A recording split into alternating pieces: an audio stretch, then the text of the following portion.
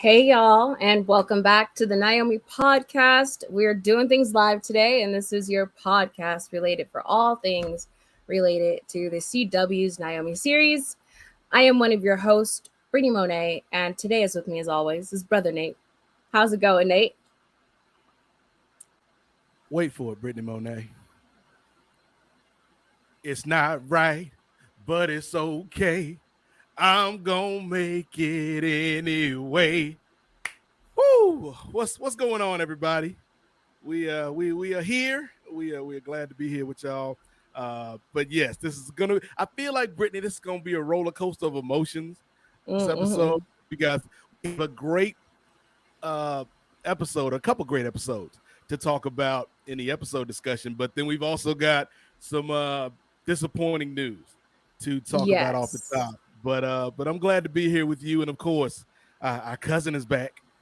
Yes, our cousin Whoop, Keenan whoop. Walker, who's basically officially, unofficially, officially the unofficially third host of this podcast. He's like that old Saturday Night Live sketch where Eddie Murphy was like, "I was the fifth Beatle, Clarence." He's our Clarence. Yes. Clarence. But yes, and apparently Andy B will be joining us some point within the show. We'll Ooh, see. you never Andy. know. We never know. Coming through a portal. I'm assuming. Assuming. And obviously we're gonna be discussing Naomi season 1, episodes 11 through 13, which is Worst Prom Ever, Ready or Not, and Who Am I? But before we get to any episode discussions and all of that, obviously we have to talk about the news regarding Naomi. And unfortunately, we will not be coming back for a season 2. Yeah. Yep. Keenan, I've got thoughts, and I shared some of them when I was a guest on the Flash podcast earlier this week. But I want to know what you're thinking, brother, because we talked about it a little bit on the last episode that you were on, where we were like, this news has kind of been up in the air for a while, and we were kind of fearing this. But how did you feel when the news finally was officially confirmed? Well, I learned about it via a wild TikTok video, and that I was like, oh, no, okay. Well, that happened. It's upsetting. Well, I feel like the Wests and John Henry Irons and Natalie are the only Black people left in the Arrowverse now. Uh, so we're gonna have to look for them for a bit of representation and let them hold it down. Diggle's somewhere out there. He's got to be. He floating around. I thought we were gonna get more Diggle and Jada, but that was a story I wanted to know about. Yes. It's wild. I'm upset. Yeah, it sucks, especially because we were doing, Black Lightning podcast before we did Naomi, and first we were hoping that we would be doing a season 5 of a Black Lightning podcast, obviously, and then it got the axe, and we kind of at first weren't sure what we were gonna do, and then we decided we were gonna do Naomi, and we thought this would have a little bit longer life just because of Ava being, the executive producer behind it, but I don't know. I do feel like a lot of it has to do with the CW being bought, but I don't know. Sucks. Yeah. I mean, obviously the biggest culprit is the fact that the CW, WB, Discovery, like there's a lot of corporate instability going on right now. And we saw, man, like they axed like 9 shows this past week. And so it's like, and I made a tweet about it, Keenan. It's like, if you cancel 10 shows, maybe it ain't the shows that's the problem. You know what I'm saying? Maybe it might be something a little deeper. But I too was disappointed when we got the news about the cancellation, because this is a really, really cool show. We back when we were doing Naomi season 0, Brittany, we talked about the book and how much we love the book. And my nieces, I gave them the copies of the book over Christmas, and they both love it. And they were excited for the series, and I love these actors, like the cast, especially the kids, man. Like Mary Charles Jones and Casey and Daniel, like so many great performances that we saw in this series in this season. And it's sad that it looks like they might not be able to continue the story. There's always some small sliver of a hope out there, but for the foreseeable future, this is it. But also for the foreseeable future, ladies and gentlemen, let's open this portal and see who steps through. Oh, I hope it ain't Bruce. Oh. Not Brutus. Bring back memories. Guess what? Andy! Cancellation. Shit is getting real. Shit is real. Hey, this is the family friend. You live in Riverdale? Oh, bitch, I'm scared. You just coming on cussing? This is the family Andy friendly. coming in hot. Britney having to remind us to not curse at the top of the show. Oh, the rule doesn't apply to me. Oh. Andy said he gets to break the rules. Plus, he's editing the episode this week, so he can cuss all he wants. Oh, okay. Andy, we were just talking about our emotions about hearing about Naomi, and I mentioned I was on the Flash podcast this past week. We talked a little bit about it. I travel all around Central City, Coast City. Was I there? I mean, you were trapped in the multiverse, I think. Sounds about right. But any thoughts now? Now that we've had a couple days to kind of process this news, Andy, about Naomi as well as all these other shows on the network getting canceled. If you're a person of color, LGBT, get back. No, but I'm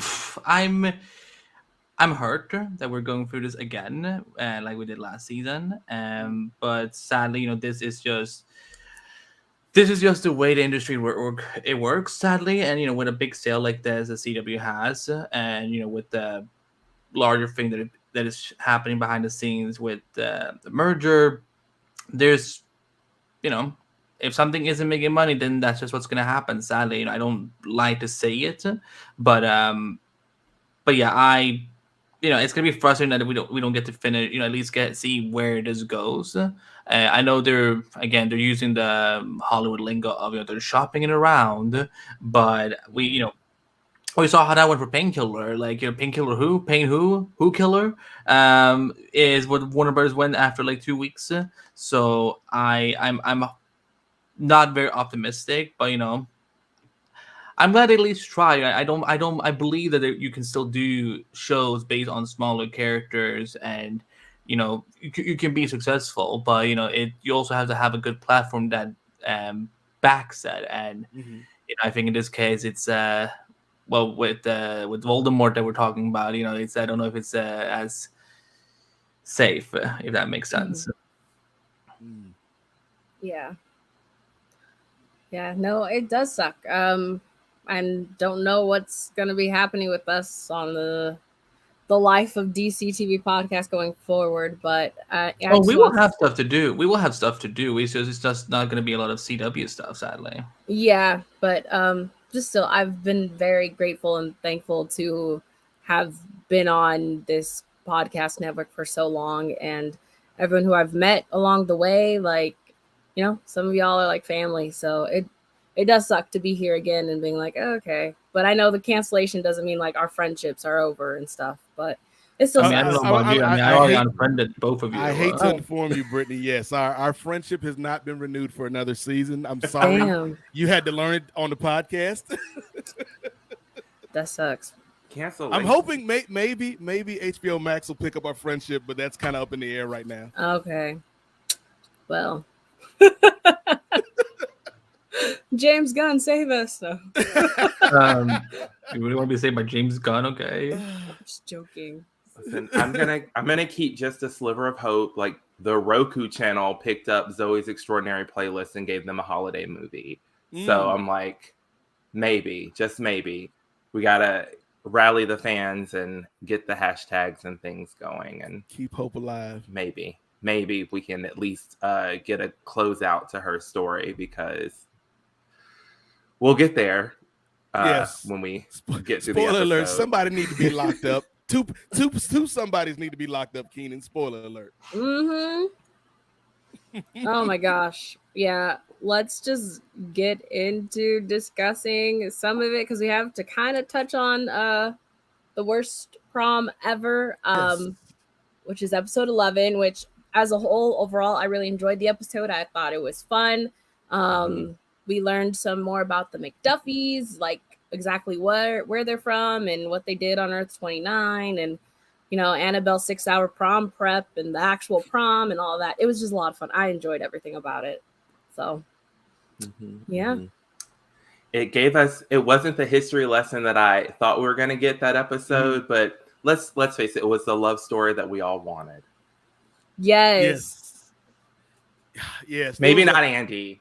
I was just gonna say maybe not Andy B, but it was as a member, like, I'm not gonna be as bold to say I was the captain of this ship, Britney Monae, but I was on the crew as a crew member of the SS Naomi. It was a beautiful episode. I think just the fact that she finally told him, and then B, his reaction, because we easily could have had the trope of him pushing her away now that he knows the truth. But he was right there. And we had this little mini Scooby gang within the Scooby gang with Annabelle and Jacob, Nathan, and Naomi. And I loved how she had to make a choice, in that episode. And Nathan and Annabelle were like already on board. Andy B, they were like, you know what, go ahead, we'll make the sacrifice play. Your boy Jacob though was like, hold on, wait a minute, I got another idea, because I didn't come to this prom to die tonight. But it was a really fun episode. And then something me and Andy talked about, Brittany, after the episode was at the very end where Naomi and Nathan kind of break up, at least in that moment, under their own will, like it's a mutual decision. And Naomi is crying. And one of the small touches that I really like about that scene is Nathan is also crying because he is emotionally invested in this relationship. And it's okay for young dudes to show emotion, particularly young dudes of color. And so I really thought Casey and Daniel did a great job with that episode. I had a lot of fun with it. It was good. I really loved I like the flashbacks of how they first met at like the comic book shop, and he insulted Superman, and then just like him slowly obviously wooing her over. I always like relationships that start off kind of like, I don't know, not necessarily enemies, but they're not on the good of terms type of thing. So I enjoyed that. And then obviously it ends with like a flashback to them looking at the stars or whatever, and their song is playing and they're dancing to the song, and it was so good. And I think he says something about like, it's not what we want, but it's fate. And I don't know. I was just in my feels at that part. It was so good. Yeah. It was good. It had me emotional. It was emotional. Yeah, but I will say that my CW trauma had me going, what does Nathan know? Is he a part of something? I just got a little suspect for a hot minute. And I was like, no. We love Nathan. He's a good guy. Just keep going. I mean, they could have been planting, the seed for season 2 if that was something they were thinking about. But obviously now we won't really know. Yeah. So as of right now, it ends with him being, I spent a week trying to remember if Nathan's picture was taken at the McDuffie's anniversary party. I couldn't remember if they said whether or not they got his photo. I think they did, because they said there was only like one role left that needed to be developed. And then that's when we find out that, the McDuffies are aliens, basically. Yeah. Okay. So I don't think so, unless it was one of those like where seeing her parents was enough where she didn't go and look at the rest.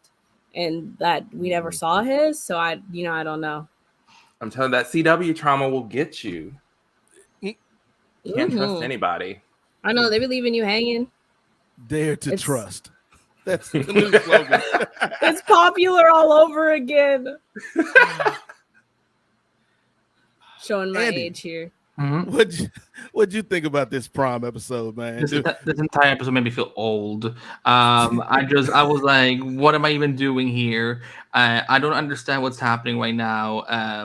But no, I thought it. I mean, yeah, I haven't been the biggest shipper of Nathan and Naomi. You know, everyone knows that I'm a Naomi shipper. You know, but no, but it was sweet. You know, it's always good when when you get more context to these characters' background, where they're coming from, and so on. But I think, if anything, if I enjoyed anything in the episode, it was just seeing the kids all back together again. You know, like having some sort of normalcy. But again, I feel like the DC, Arrowverse DC shows, like, you can never really have any, like, you don't get to celebrate the holidays normally because stuff always goes down. You can't celebrate has any one of these damn characters ever had a birthday? I don't even know if Barry has ever had his birthday on the Flash. So it's just, they can never do normal things. So the fact that Naomi got like close to doing it for their characters was, it was something. Mm-hmm. Yeah. Yes, but I do like this is when we discovered that she has super speed because of that. Speaking of Barry. Yes. She, as you said, she had the choice to make between essentially saving the kids at the prom because was the name Julian, and I think it was just Julian. He set up that red perimeter thingy where one room would basically kill everybody in it, and you had to decide who you're going to save, and she was able to save both because she has super speed, which was great. But also I was a little like, I mean, I know that she was going to save him, but at the same time, you're always still like, what if it doesn't work? Like, you always have that, like, what if they decide to just be evil and do it? And like, that would have been really dark if she wasn't able to save Nathan, Annabelle, and Jacob. Like, that would have been, especially for the CW, that would have been super dark. I know that would have been their Game of Thrones. Like, and then this week happened. Too soon? It's never too soon to throw shade. I mean, they must have known this was going to be the response from people. Like, deal with it. Yes. Like, not only did you tick off one fandom, you incurred the wrath of 8 separate fandoms who have joined together to form a super fandom. Yes. We're coming for you. Join our cause, Dynasty. Pick up your arms, Charmed. Blondes. Legacies you can come to. Listen, they're killing all of the shows that I used to pass, like, my free time. Like, these are all of my guilty pleasures are gone. Yes. Luckily, Kung Fu was renewed. I still haven't started it, but I hear it's great. I feel bad because, like, I hear the same thing as you. I hear it's great, but just haven't started it. Love it. Love it. Well, I'm glad someone here has watched it and loving it. Yes, Keenan will be our Kung Fu correspondent. Yes. At least for season 3, if that, God knows if we're getting season 4. Fair. That's true. Yeah. I'll say what I said. Never take these shows for granted is what we're saying, ladies. It's like, yes, Kung Fu writers, go ahead and wrap up that story. At least have a nice stopping point. Yeah. Yeah. Well, I think we can just move on to the last 2 episodes, episode 12 and 11. I mean, 13. Wow, I can't count. 12 and 13.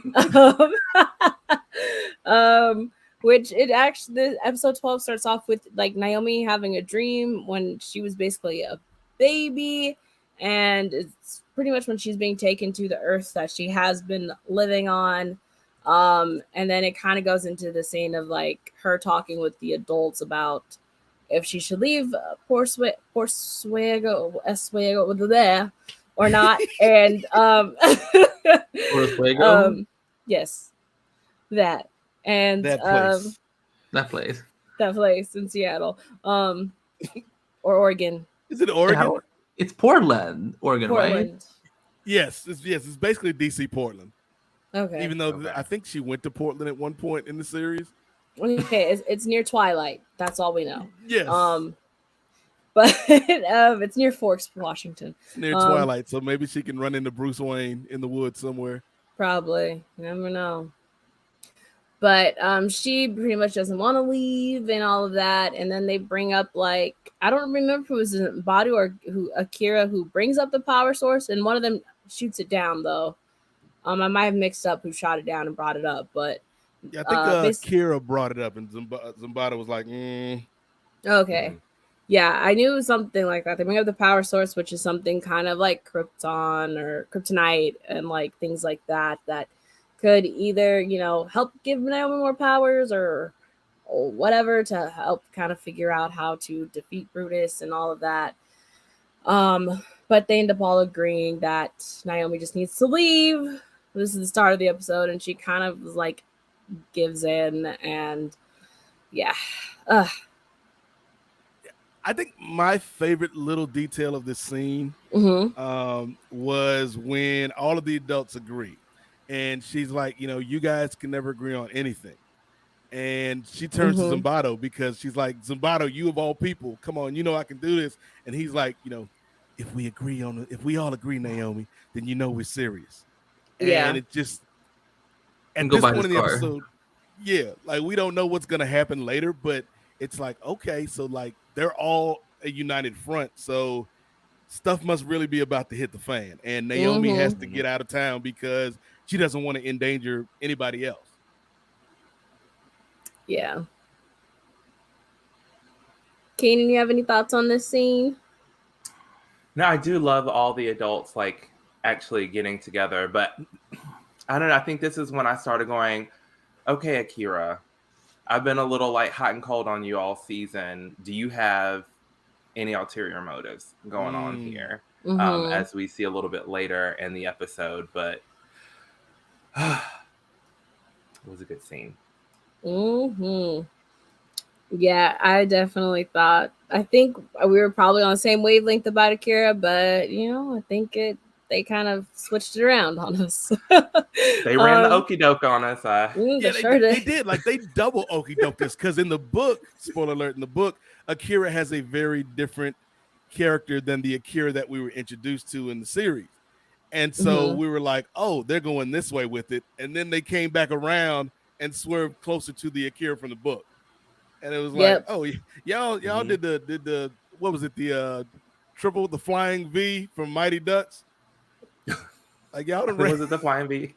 I think it was the flying V. Somebody, I think it is. So. But yeah, I really kind of liked Akira's journey through the series, and then again, Stephanie March is amazing. Like we know she got the chops. So she really do. The Council of Adults, I didn't know I needed them in this episode, Andy, but I did like their kind of parallel to the kids, where the kids are always down for each other and these adults are barely hanging together, and the only reason they are working together is because of Naomi. Yes. Yeah, no, I like that too. Alrighty then, moving on. We have a quick scene that's kind of like ends up being really important to the overall like thing going on later. Is Naomi's trying to get alone time, and then Anthony walks in and being Anthony, trying to like kind of flirt with her, get on her side, and he's like, well, I'm doing for the newspaper, I'm doing a thing on Superman 3 months after. And she kind of really just doesn't care at this point because she has so many other things to worry about other than the Superman stuff now that, he kind of comes to the realization like, you're not okay. And she obviously lies. But this ends up becoming important a little bit later because of him and Lourdes' little mission that they end up going on. But yeah, I think because they go on the mission trying to figure out what's off with Naomi. And they're investigating, and they basically find out the truth that Naomi is not from this planet. Yeah, so I had a question about that because we get a couple different pairings in this episode of groupings, and Anthony and Lourdes was not one that I was thinking of before the episode started. Same. But it felt organic in the way that he ended up in the comic shop because he's having to write this article about Superman because Naomi's not going to do it, and they kind of stumble onto the truth. And I thought it was kind of a really organic way to let everybody in on the same page with the kids. You know, because you and I talked about back when they did the camp episode, how we thought Anthony might have found out then, but you know, maybe he had some inkling in the back of his mind. But I really liked how him and Lourdes got to uncover this mystery together. And I also liked how when they went to D's, Zimbardo knew what the time was. Keenan. I know. Was like, I'm gonna wait till these kids come in here. I'm gonna let D say something to him real quick. I will stand here in the shadows at a 35-degree angle. Oh my god! And then you know what I'm talking about, Andy B. And then come out and say, "Hey, you need to leave," because Zimbardo knows his move. He sure does. I was like, "Where did he come from?" I had the same reaction. Always in the shadows. Yes. He just coming out of the shadows, like, oh god. But this also goes back to us, like Zimbardo and D are like best friends now. Yes, totally. I'm like, he was just hanging out. I don't think D knows it though. Like, yeah, I feel like it's 60-40 friendship where like Zimbardo's all in now and D's like the begrudging friend. Yeah. Because you're right, Keenan. The only times we ever see them together now, they're either at the tattoo parlor or they're at the used car lot. So like they're totally friends now. Like I could see D bringing Zimbardo some coffee, a bagel maybe. They're buds, and I like that. D is actually a muffin guy, so I'm just gonna say that. You know what? I could actually totally see that. Yeah.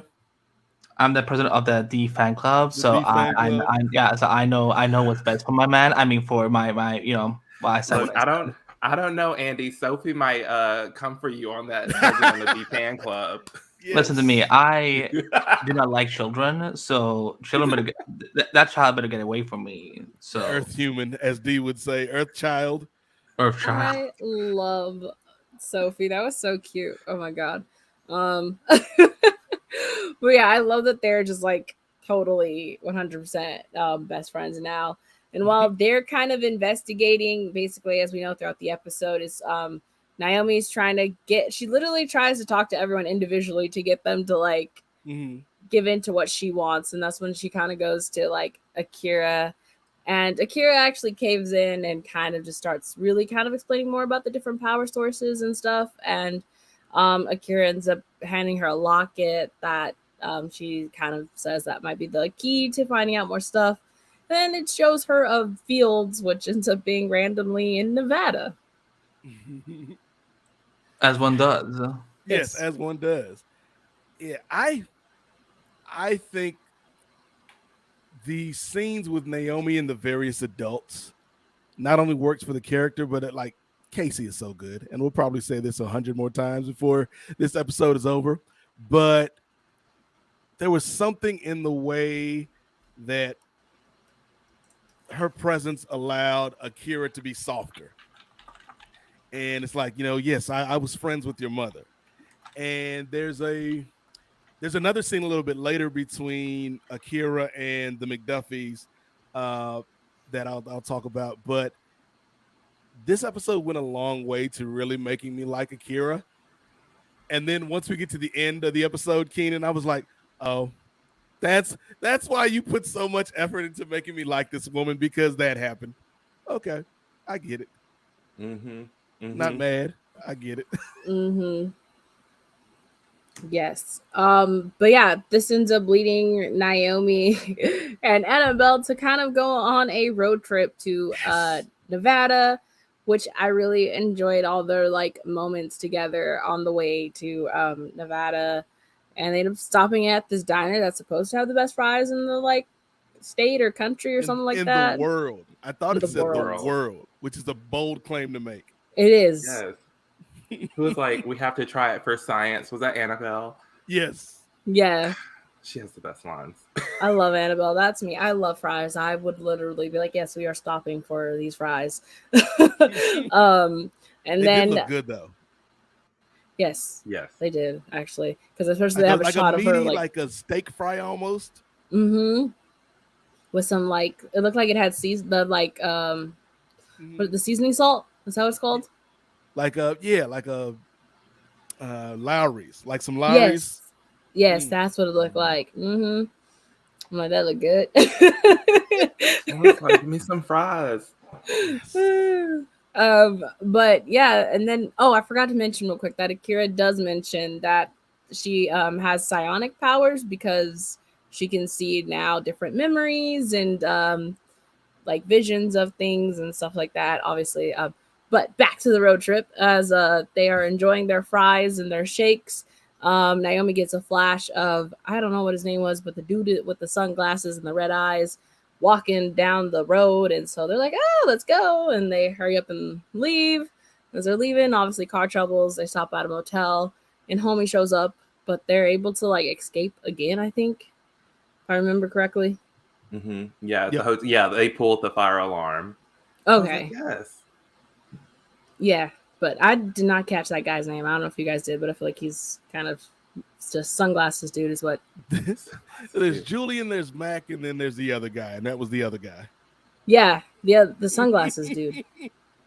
So Well, as he's I was, Sunglasses guy. oh, this guy. So here's a question about all these people. So are all of them like Mac, Julian, and Sunglass Guy? Like, are they also members of the 29?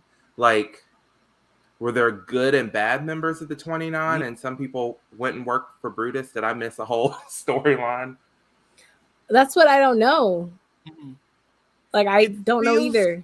Yeah, because it feels like, I think Mac maybe, because it seems like all of them have some sort of a little bit more familiarity with Mac than the other two.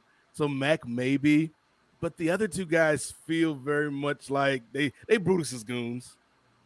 Like Brutus got them on the payroll. Like maybe they're not even from Earth 29. Like maybe Brutus brought them from wherever he came from. Okay, that makes sense. Yeah, because that's the same. I was wondering too, like who exactly, if they were part of the 29 and stuff too as well. But yeah, they end up so they kind of escape out from the motel and make it to the field, and it doesn't seem to really be working or doing its thing. And then Julian kind of shows up and attacks. Oh no, Julian attacks Anthony and Zimbabwe. Not Anthony and Zimbabwe. Anthony and Lourdes. My mind. Oh my god. Yeah, no, but when they're in the field, Naomi and Annabelle, sorry, it's not working. And then what happened? Oh, it's because he's about to like stab her, and it's like some like force field thing stops it, or like she's unbreakable.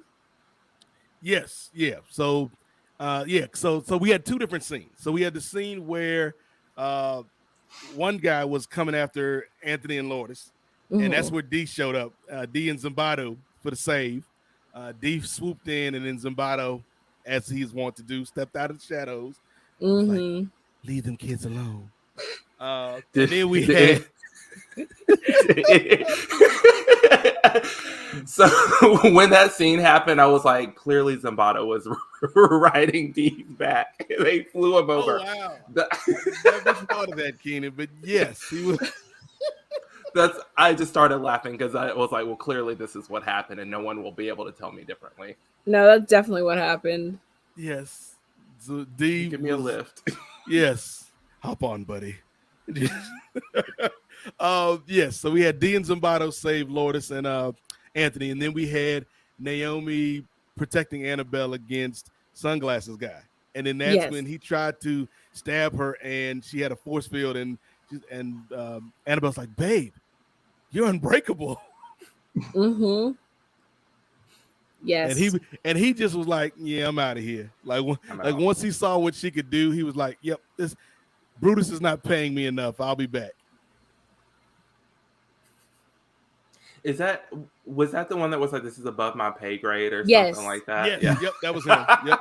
Yeah. He was like, no, I need to renegotiate my contract with Brutus. Going up against someone who's pretty much unbreakable. No thanks. I did forget to mention about there was like two different scenes. Well, one is the first one with the McDuffies trying to thank Akira about their help, her helping them and stuff, and then it turns into an argument about what exactly Naomi's birth parents would have wanted.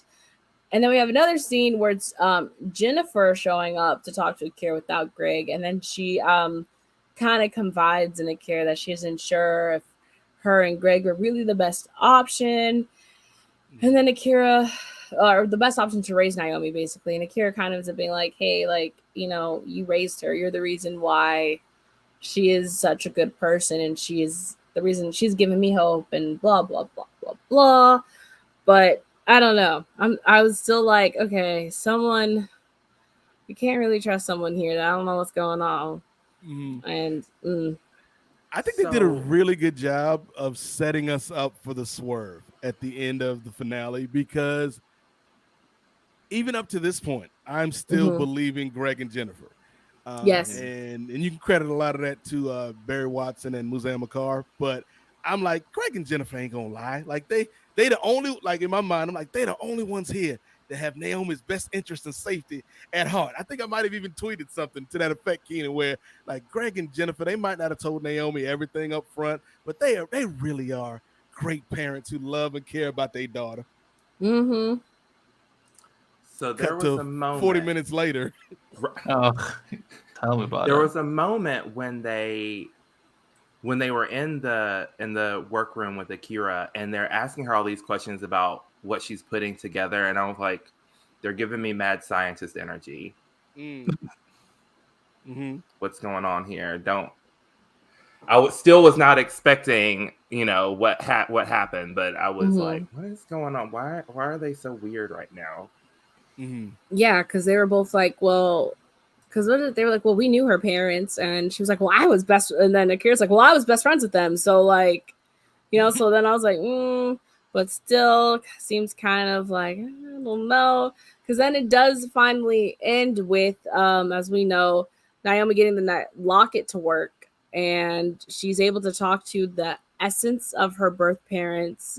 And they end up revealing that someone in their circle betrayed them. And so now it's like, oh, maybe it was Akira, because Akira trying to be like Zambadu, can't trust you. And, they really build it up to make the white woman actually for once be the bad white woman.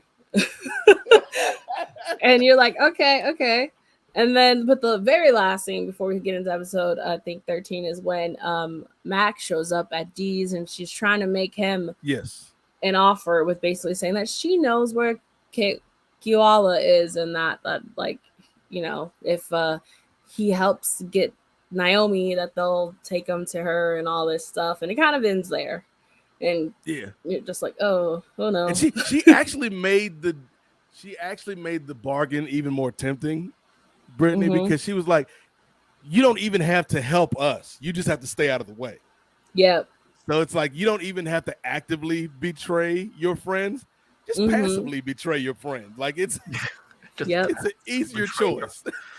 Passively betray your friends. That's the term of the week. Just passively betray people. That's the way to go, ladies and gentlemen. Yeah. So much.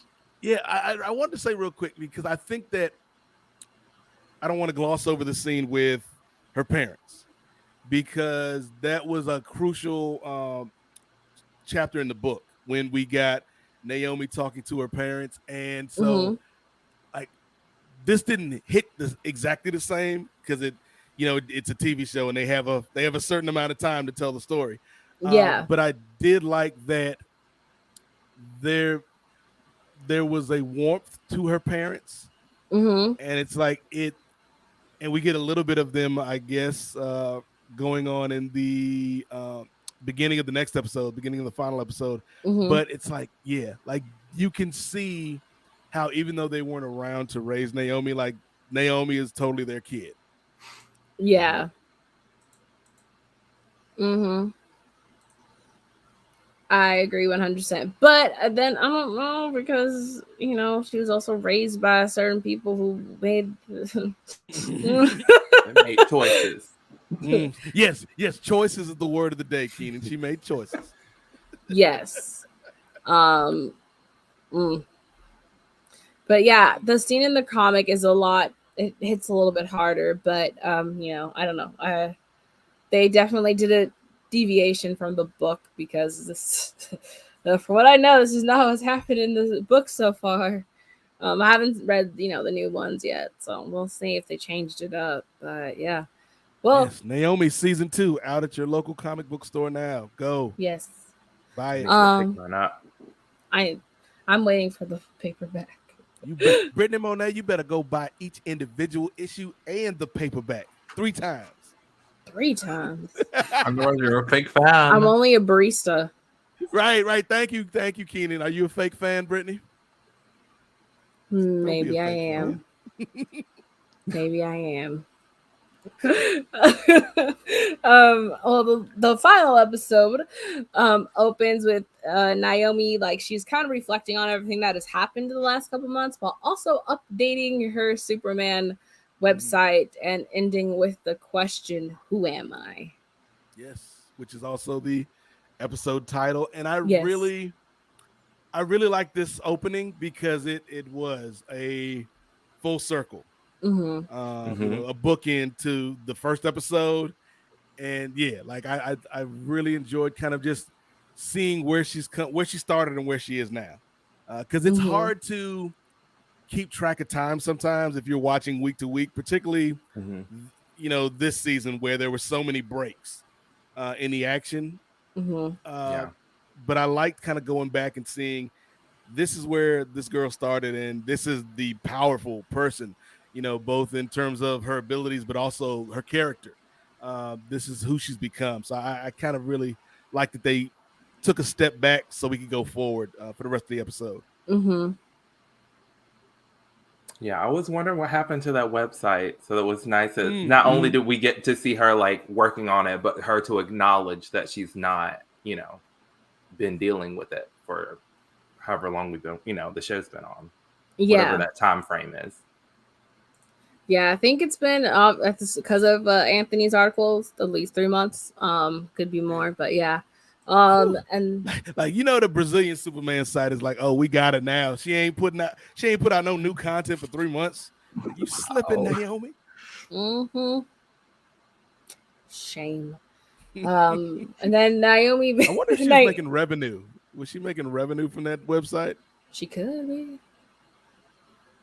Maybe. I wonder how a 16-year-old would find out how to do, SEO or advertisement stuff like that. So I don't know. Like I mean, if anything, it sounded like it was like part of like a school part or something, because like she was getting like, she could just run out of the classroom and just go and do Superman assignments. I wonder if like she was getting credit for it.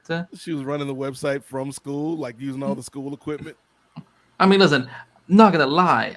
I used to, like when I first, started writing online, I was 17. So I was writing articles while I was in class, which, didn't always go super well because my teacher would be like, "What are you writing? Why are you writing this?" Like, it's history class. I'm like, I'm writing about present history. It happened yesterday. This is history in the making, okay? Exactly. History in the making. The one teacher did not accept that. They're like, we're gonna have to talk. I'm like, I don't want to have a talk with you. But go on.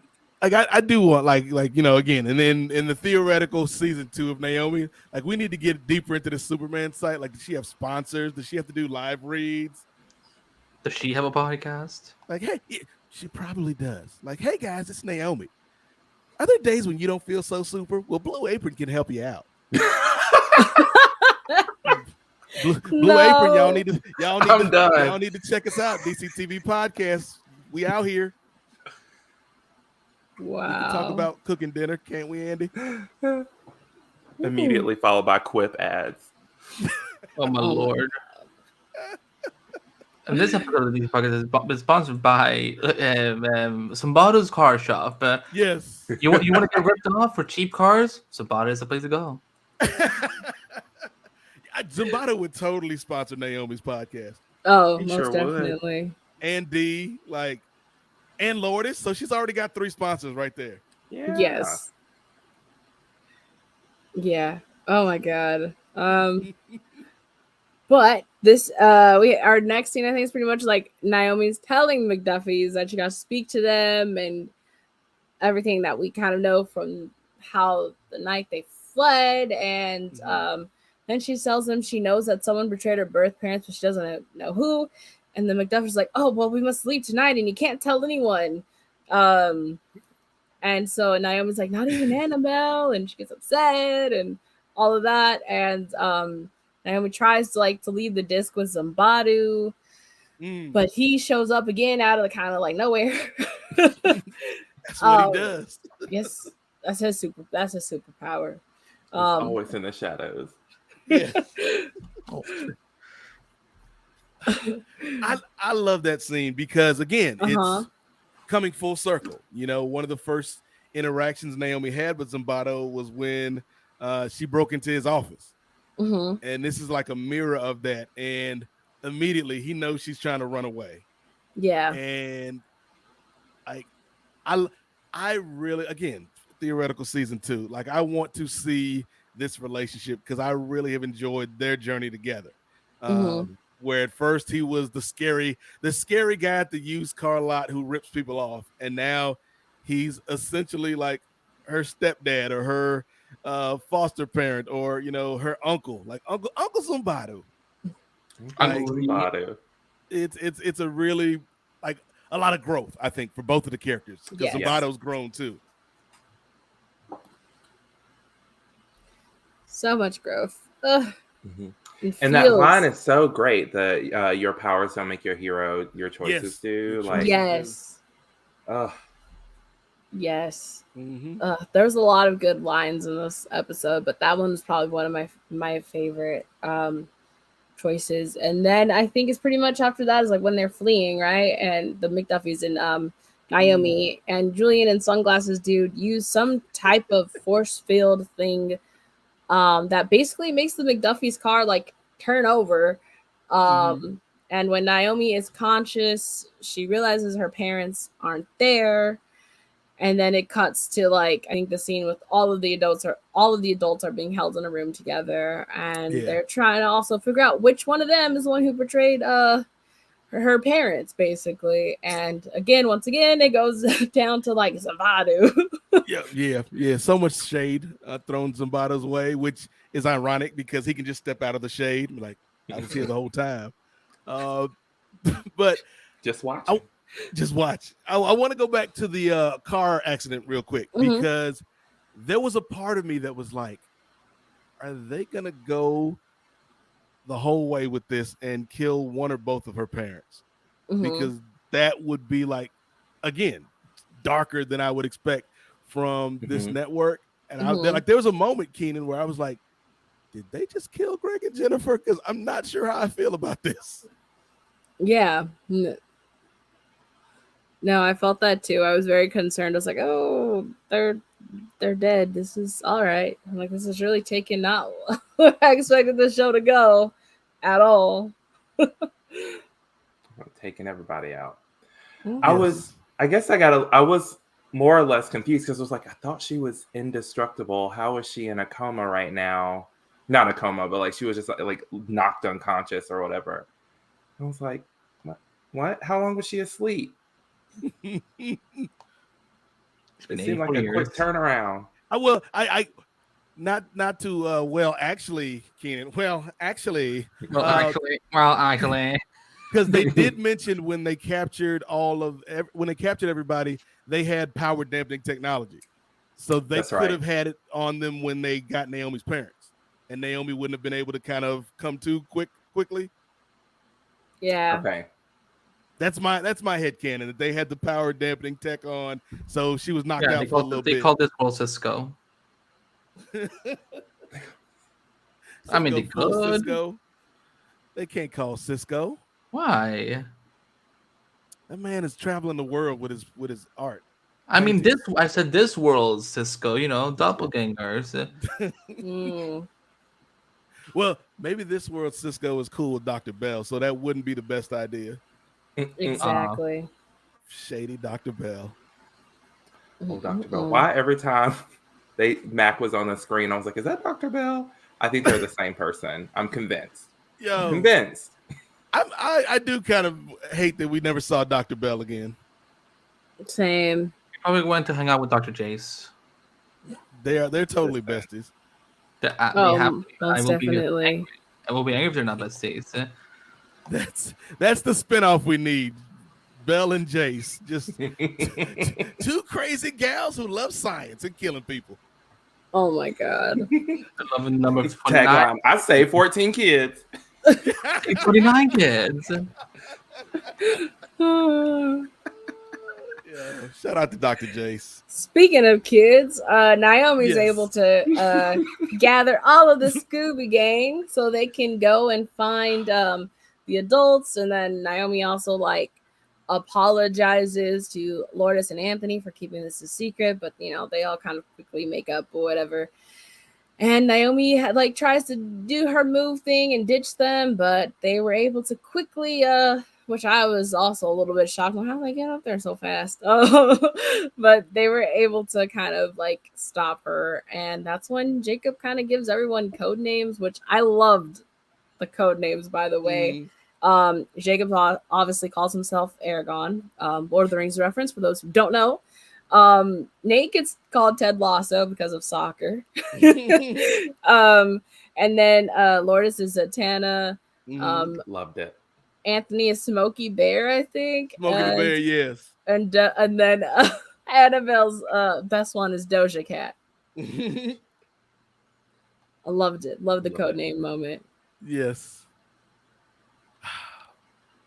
I think that this was a really cool way, and we talked about this all season, the different ways they've had to figure out how to organically have these kids together. And so, like you said, Annabelle and Naomi they're like, oh, well, they've got all the adults. We need to make sure our friends are safe. And they find them at a paintball tournament, which is a wild scene. Yes. Because Jacob, of all people, just the disrespect he shows to his own girlfriend, just shooting Annabelle 4 or 5 times. Come on, Jacob, you got to be better. But I do love that when Naomi tries to ditch them, they're like, nah, you're not going anywhere. And obviously she uses super speed to run away from them. But this friendship feels, and this moment feels earned for this friendship. Because all of the kids have kind of taken this journey with Naomi in various ways. And they are the Scooby Gang. They are her ride or rides. And they're like, we're with you till the end of the line, pal. Yep. Which it was really funny because in that moment when she sped away, I thought that was it. I was like, damn, she's really gonna try to do this by herself. And then it goes back to the adults trying to figure out how to get out, and they kind of figure out, just as Naomi's already figured out, that they're basically being used as bait to get Naomi back there so she could be taken back to her 29. And Naomi shows up, she's about to face off with Julian and the sunglasses dude, and things about to go down, and then they're like, haha, you came here all alone. And she's like, I'm not alone. And she takes out the walkie-talkies, and the Scooby kids, they do their thing.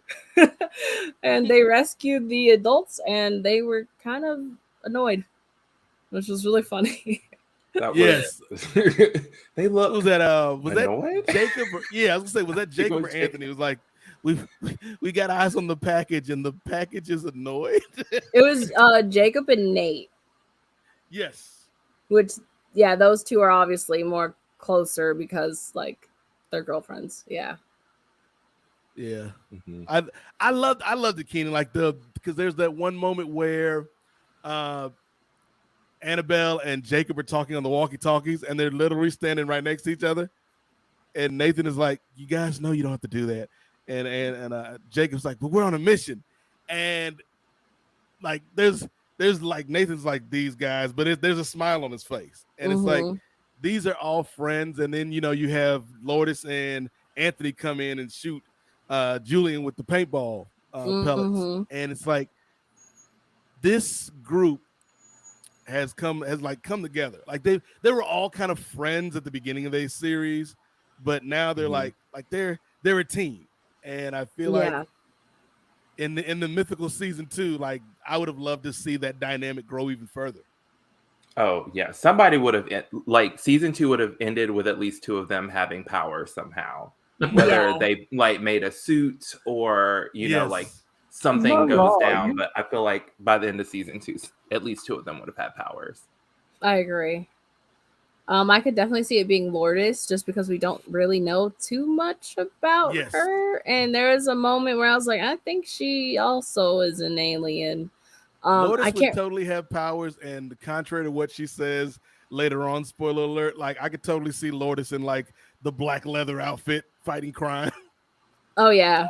No more CW leather. I was like Lourdes having codename Zatanna had to mean something, and I'm like, Lourdes has power. She's magic. She's a witch. That's it. Yeah, that's what I thought too. I was like, that's a very interesting that she got one that actually has powers.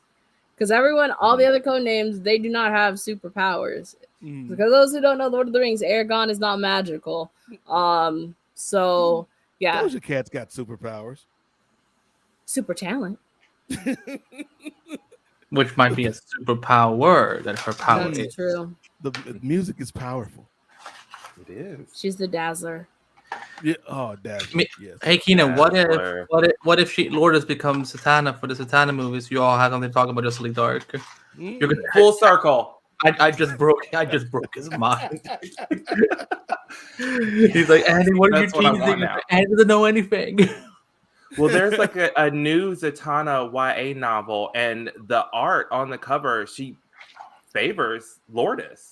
And I was like this, like with the purple hair and everything. So it's like, interesting. Maybe that was a plan. They're planting seeds. Like, you never know. Come on, HBO Max. Pay out. That's not an HBO Max movie. That's gonna be theatrical. Zatanna is gonna be a theatrical release. Yeah. Okay. Interesting.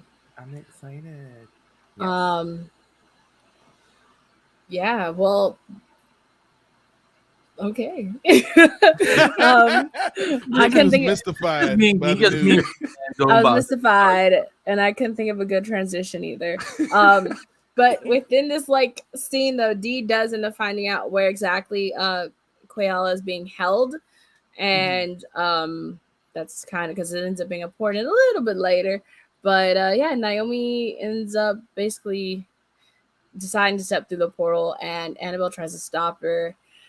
And Naomi just, gives kind of like a little monologue about how everything since the Superman incident has never been really her own full choice doing something for herself. And she says that this is like the choice she has to make to stop everyone she loves from being hurt and whatnot. And so, she steps through the portal. She meets Brutus, which I kind of did not expect Brutus to look. Okay. Let's put a pause on. Let's pause before we go to the Brutus of it all. Okay. Because this scene with, and you know what? For the first time today, I think I want to be, bam, full screen. Because this scene was like I surprisingly got emotional about this, and I think it's because I tried to think about why this scene. Obviously Casey and Mary Charles are great, but I'm like, why is this scene like hitting me as hard as it is? And I think it's because Annabelle has always been the one who, regardless of the situation, like she's always been positive, always had a smile. Like you rarely see Annabelle break. And in this moment, Annabelle broke because she was like, I can't live without my best friend. And it's like, it was really, really emotional. And then again, Mary Charles like acted her behind off, and Casey did the damn thing. And I like, their friendship, I think, is maybe the best thing about this show because, and I don't know, like I can't speak to the friendships that women have, is particularly the friendships that teenage girls have, but it feels a lot more lived in and a lot more genuine and authentic than a lot of female friendships that we get on screen, particularly in this genre.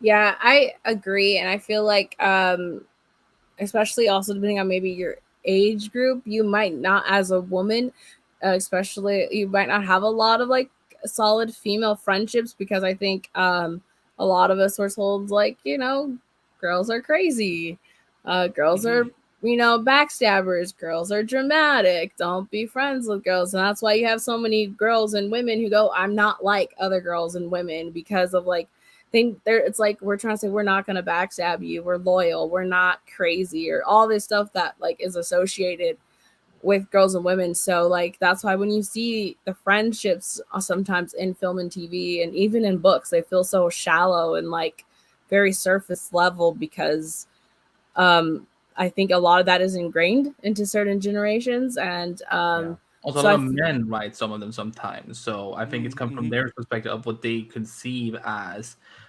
like, and I'm not saying this about all men, of course, but I'm just saying like a lot of author and writers and producers, so on, that tend, at least like, like in the early 2000s, at least, because that's, the earliest I can remember, they would always, make these relationships, like, I mean, for example, on Small, for example, like it was rare whenever we had like scenes between Lana and Lois after she came in season 4, because there somehow had to be, somehow they had to fight about something, or they couldn't be, just friends for whatever reason.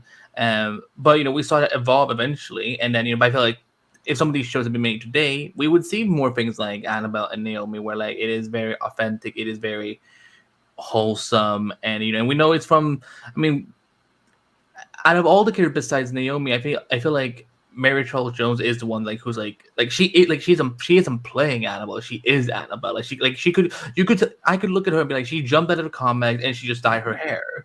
And so, I feel you, Nate. I feel you. Like, I think the reason I was getting emotional a little bit, by the way, was because I'm like, it feels like we're not getting more any of this. And I will say on the record, I did not know in advance about the cancellation. So, but I had this gut feeling like as I kept seeing, I'm like, oh no, like they're giving it the all here. Like, we're gonna, like, we're not gonna see this forever. This might be the last time we see them have a moment like this. So I get you, Nate. Any thoughts about this particular moment, Keenan, before Naomi stepped into the portal? I may or may not have had a tear. I won't confirm or deny it, but it was a moment for me. And I was like, she's got to come out of that portal. And I want to say I paused it to check the counter to see how much time was on the show. Because I was like, she better not get over there and get stuck. That's what I was worried about too, that like she would not make it back. Just that scene that, like you said, the acting was phenomenal, and then like you said, they actually really built their friendship so well throughout the show. So you really had you like, oh no. And then especially now when the show's being canceled and watching it, you're like, okay. That would have been wild if she didn't come back out of the portal. Like, that I know. A crazy way to end things. Riot. But oh god. Hey, right. Who we gotta fight, Keenan? But you mentioned that man Brutus, Britney Monae. Let's go ahead and talk about this man Brutus, played by none other than Ray Porter. Hey yo. Yeah. Ray Porter. I don't know why I expected Brutus one to like maybe be a black guy. Racist? not racist, but like I don't know, just so I was not expecting Ray Porter. What were we? That's the question. Okay, before we get into this, what was Brutus like in everybody's mind? Because in my mind, I thought I thought Brutus was going to be either a white dude, but I was thinking more like a slim, like I can't even think of the word, but like more like a Sirius Snape, like a more angular person. I like very sharp features is what I'm trying to say. Like somebody that's a little more skeletal and bony. Like I'm going through a lot of descriptors here, trying to get to what I'm trying to say, Keenan. But yeah, I was thinking more like somebody old and like kind of decrepit almost, but powerful. Yeah, I'm sorry. That's okay. I was just gonna say real quick. I was thinking that they were gonna maybe pull Zimbadu's actual look from the comics, and make that Brutus. Same. So that's what I was thinking. But that's not the look that I got. So I was like, "Who's this man?" When he showed up. Sorry to this man. I had the same thought, and then I looked at it and was like, Brutus? Wait, say that again, Andy? Yeah, what did you say, Andy? I said I wasn't sorry to see this man. You know, everyone who knows me. You know, I'm a huge fan of Snyder's Justice League, and Ray Porter was the man to bring Darkseid to life. And me and Rebecca from Supergirl, we got to interview him last year, and he was so kind. And he has always been so supportive of Miss Ava when when everyone's kind of like getting, when she was developing New Gods. Everyone was kind of like, you need to make him your Darkseid in New God. We didn't even know if Darkseid was going to be in the damn thing, but he always kept saying, hey, let Ava do what she wants. If she wants me to be in it, I will happily be in it. But if she goes with another option, I'm just excited to see that. And they were friendly on Twitter and so on. So I'm glad, even if it wasn't New God, because Warner Bros. Hates our souls and doesn't want to give us anything good. We at least they got to work together on this. And because the way I found out was that he posted it on Twitter, and I'm like, wait, why is Ray Porter tweeting about Naomi? And I'm like, oh snap, he's in it. And I lost my crap. So I was hoping, because I live tweeted part 1 for the Naomi Pocket Twitter. So I was like, oh damn, he's not gonna show me part 1. I want to just react to it. So but like at 9 o'clock I had to give it over to Brother Nate. Happily so. I was kind of like, I wanna react, but no, Ray Porter was one of the best things in the finale, and again, because Brutus is a small character in the comic book, I think it was fine that they just made him look however and so on. He had a sick coat and a sick suit. I think he could run Mr. Zimbado's suit for a good money. I wanted to get Keenan's thoughts on that. So, what did you think of the Brutus fit, where he had like the gangster pinstripe suit, but on top of it he had like the old cloak? Like what was Brutus's fashion like for you, Keenan? It looked good, but it did not jump out at me. I was like, he's no Zimbato. no one's gonna hold a candle to Zimbato. Had a beanie, like a beanie cocked to the side? I mean, if you're on Earth 29, that's what you got to do. Beanies and Earth 29, they just go together. Yes. Yeah, but I mean, I did like his whole like pimp suit look. It's just not the look that I thought Brutus was gonna have. So I was like, oh, and obviously they're talking things out kind of, and she's like, why'd you kill my parents? And he's like, I didn't kill your parents. And I was like, this man is lying. And then he like puts his hands on her head, kind of whatever. No, he throws something at her that cuts her neck. And that's the first time she feels pain. Yes. Yeah. And he was like, well, nothing from that earth can hurt you, but like you haven't, I don't know, whatever. He said something like, you haven't been against someone like me or whatever. And then he's able to kind of use his powers to like push her against like the wall thingy. And that's when he kind of like puts his hands on her head and like shows her kind of what happened. So he definitely wasn't there, but somebody ends up like blasting her parents that we see. And then it cuts back to like current time with them talking, and she's about to fight him when she like is kind of brings some of the planet that was like dying or the plants back to life. Yes. And so that was really cool. Yes. Like, it felt like, and I think we'll have another instance like that a little bit later, Brittany. But there are times where it feels like Naomi is actively manifesting her powers, and then there's time where it feels like almost like a primal like urge, like an emotional instinct to whatever's going on. And you're like, yeah. So he had her pinned against the wall, and she was just like, no, like get up off me, partner, and flung this man Brutus across this field, and then all the plants and flowers start to come back. And I was like, okay, Naomi has more power than we actually thought. And I think Brutus said it, where he's like, you're a singularity, is what he calls her.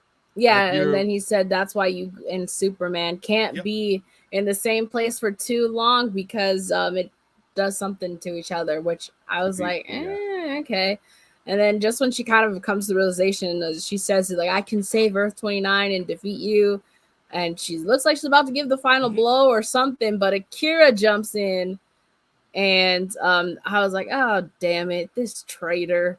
And, I was ready for her to, like, I was just ready for her to give Naomi over, do something that, messes up Naomi. But then she basically, was able to, because Zimbabwe's there too. And she tells him, well, I have to make sure it's closed on this side. And I was like, oh, what? And she essentially sacrifices herself so that Naomi can hopefully one day save Earth 29 and all of that. And I was just like, damn, I really thought she was gonna not be a good person, right? Yep. I was ready to write her off, but I said, okay, Akira, you coming through for our girl. Yep. And that's why I think, Keenan, they worked so hard this week to set her up, because they knew how she was going to go out. And like, I really enjoyed this sequence, because first of all, like, I think Ray Porter, like he brought the right mix of like menace, but also like he was kind of charming in a sleazy way. Yes. He was very, if you watch Buffy, he was like the mayor. Watching. Oh, hold on. We do have a comment from someone watching. It's from Power Girl 76, and she's saying, I thought Brutus was going to be looking like the comics as well. I was so wrong. It's all good though. I wish someone would pick up the show. We agree. I would love it to be HBO Max, and somehow you can get Journey's Black Canary and her, like, I mean, that's not gonna happen. But HBO Max have Naomi's licensing rights, so it's already an easier deal. Like, as say, I know a lot of Legends of Tomorrow fans are not going to be happy for me to say this, but the reason HBO Max is not going to do Legends of Tomorrow is because Netflix has their licensing rights for, and it's not just for like a year or so. It's going to be for several years until that runs out, because that was a deal they agreed to when they signed it a couple of years ago. So, but Naomi on HBO Max, in theory, it should be way easier. It just depends on, does Warner want to pay for it or not? So. But we have an easier setup. We have a very easier setup. Yeah. Yes. And hey, Power Girl 76. Hey, girl. Thanks for joining us. Yes, I was gonna say, for everybody watching, definitely we are checking out the comments. So leave us your feedback as we go along. But which I probably should have said earlier. Yes. Before we read Power Girl's comments, you were about to make a point. So what did you want to say, brother? Oh, so two things. So Brutus gave me, if you watch Buffy, he gave me like very like mayor energy from season 3. Oh my god, yes. Like, who is one of my favorites? Like the mayor and the master are like my favorite ones. But it was very like menacing but funny, like wholesome. I'm gonna make you laugh, but I may also kill you. It was a good time. And then you said something that I've been thinking about with Naomi's powers. And that is she manifesting the powers that she needs in the moment that she uses them? Like, is she supposed to have a regular power set? Because we see people from Earth 29 just don't have powers here. They were part of the 29. So since her powers are innate, and they don't really know what they are, and she has these psionic abilities, is she manifesting powers that she needs when she needs to be invulnerable, when she needs super speed? if she needs super strength? Is she doing it just because she can? Is Naomi Wanda Maximoff? You know what? She could be the the Scarlet Witch type of character. Look, when she brought back those plants after she blasted Brutus, I was like, that was a reverse Wanda. The old reverse Wanda. Scarlet spoilers for Multiverse if you've not seen. For Dr. Multiverse, as Vanessa Shark called it. Dr. Multiverse. Like Doctor Strange who? That was not his movie. But that's a whole other conversation. Yes. But because I could talk about that movie forever, but let's not. Well, there's something I could talk about forever, but I'm not going to because it appears. Brian made a really good comment. That might explain why so many of her powers were like Superman. It's what she's most familiar with. So she is like unknowingly picking up Superman's powers. Thank you, Brian. That's a great comment. But yeah, shout out to our guy Brian. But this is a sad moment for everybody. I know that's watching us, or maybe if you're listening in the future to the audio version. I know because the SS Zakira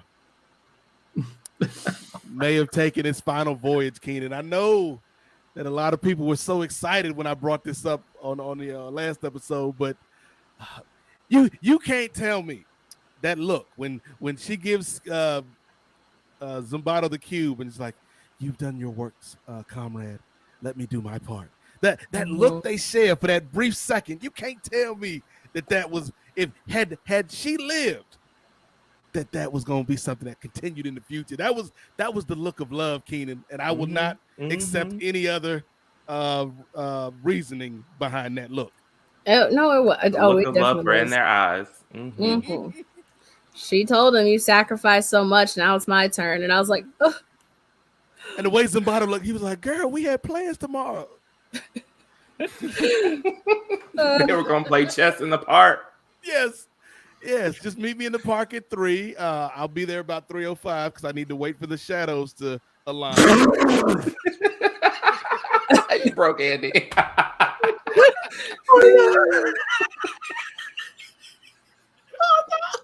Just steps out of the shadows. Hey, have you been waiting long? Oh Yo, Cranston Johnson. Shout out to Cranston. He's so good. Oh my God. Yeah, and then we have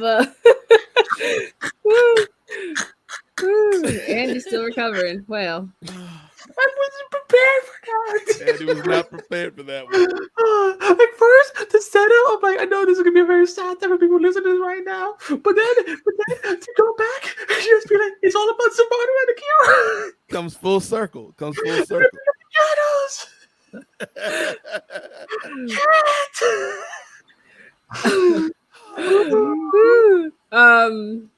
And then we have the second to last scene, which is Zimbardo, Dia, and Naomi. They're together, and they kind of basically come up with the plan to save the 29 and save Earth 29, and then Naomi says, including Akira, and Zimbardo's like essentially lost faith and is just like, I know she's dead. I can feel it. And Naomi's like, no, I have hope that she's still alive, and tries to convince him. And then hold on, Brittany. I'm sorry for stepping on your toes. No, it's fine. But let me go this way.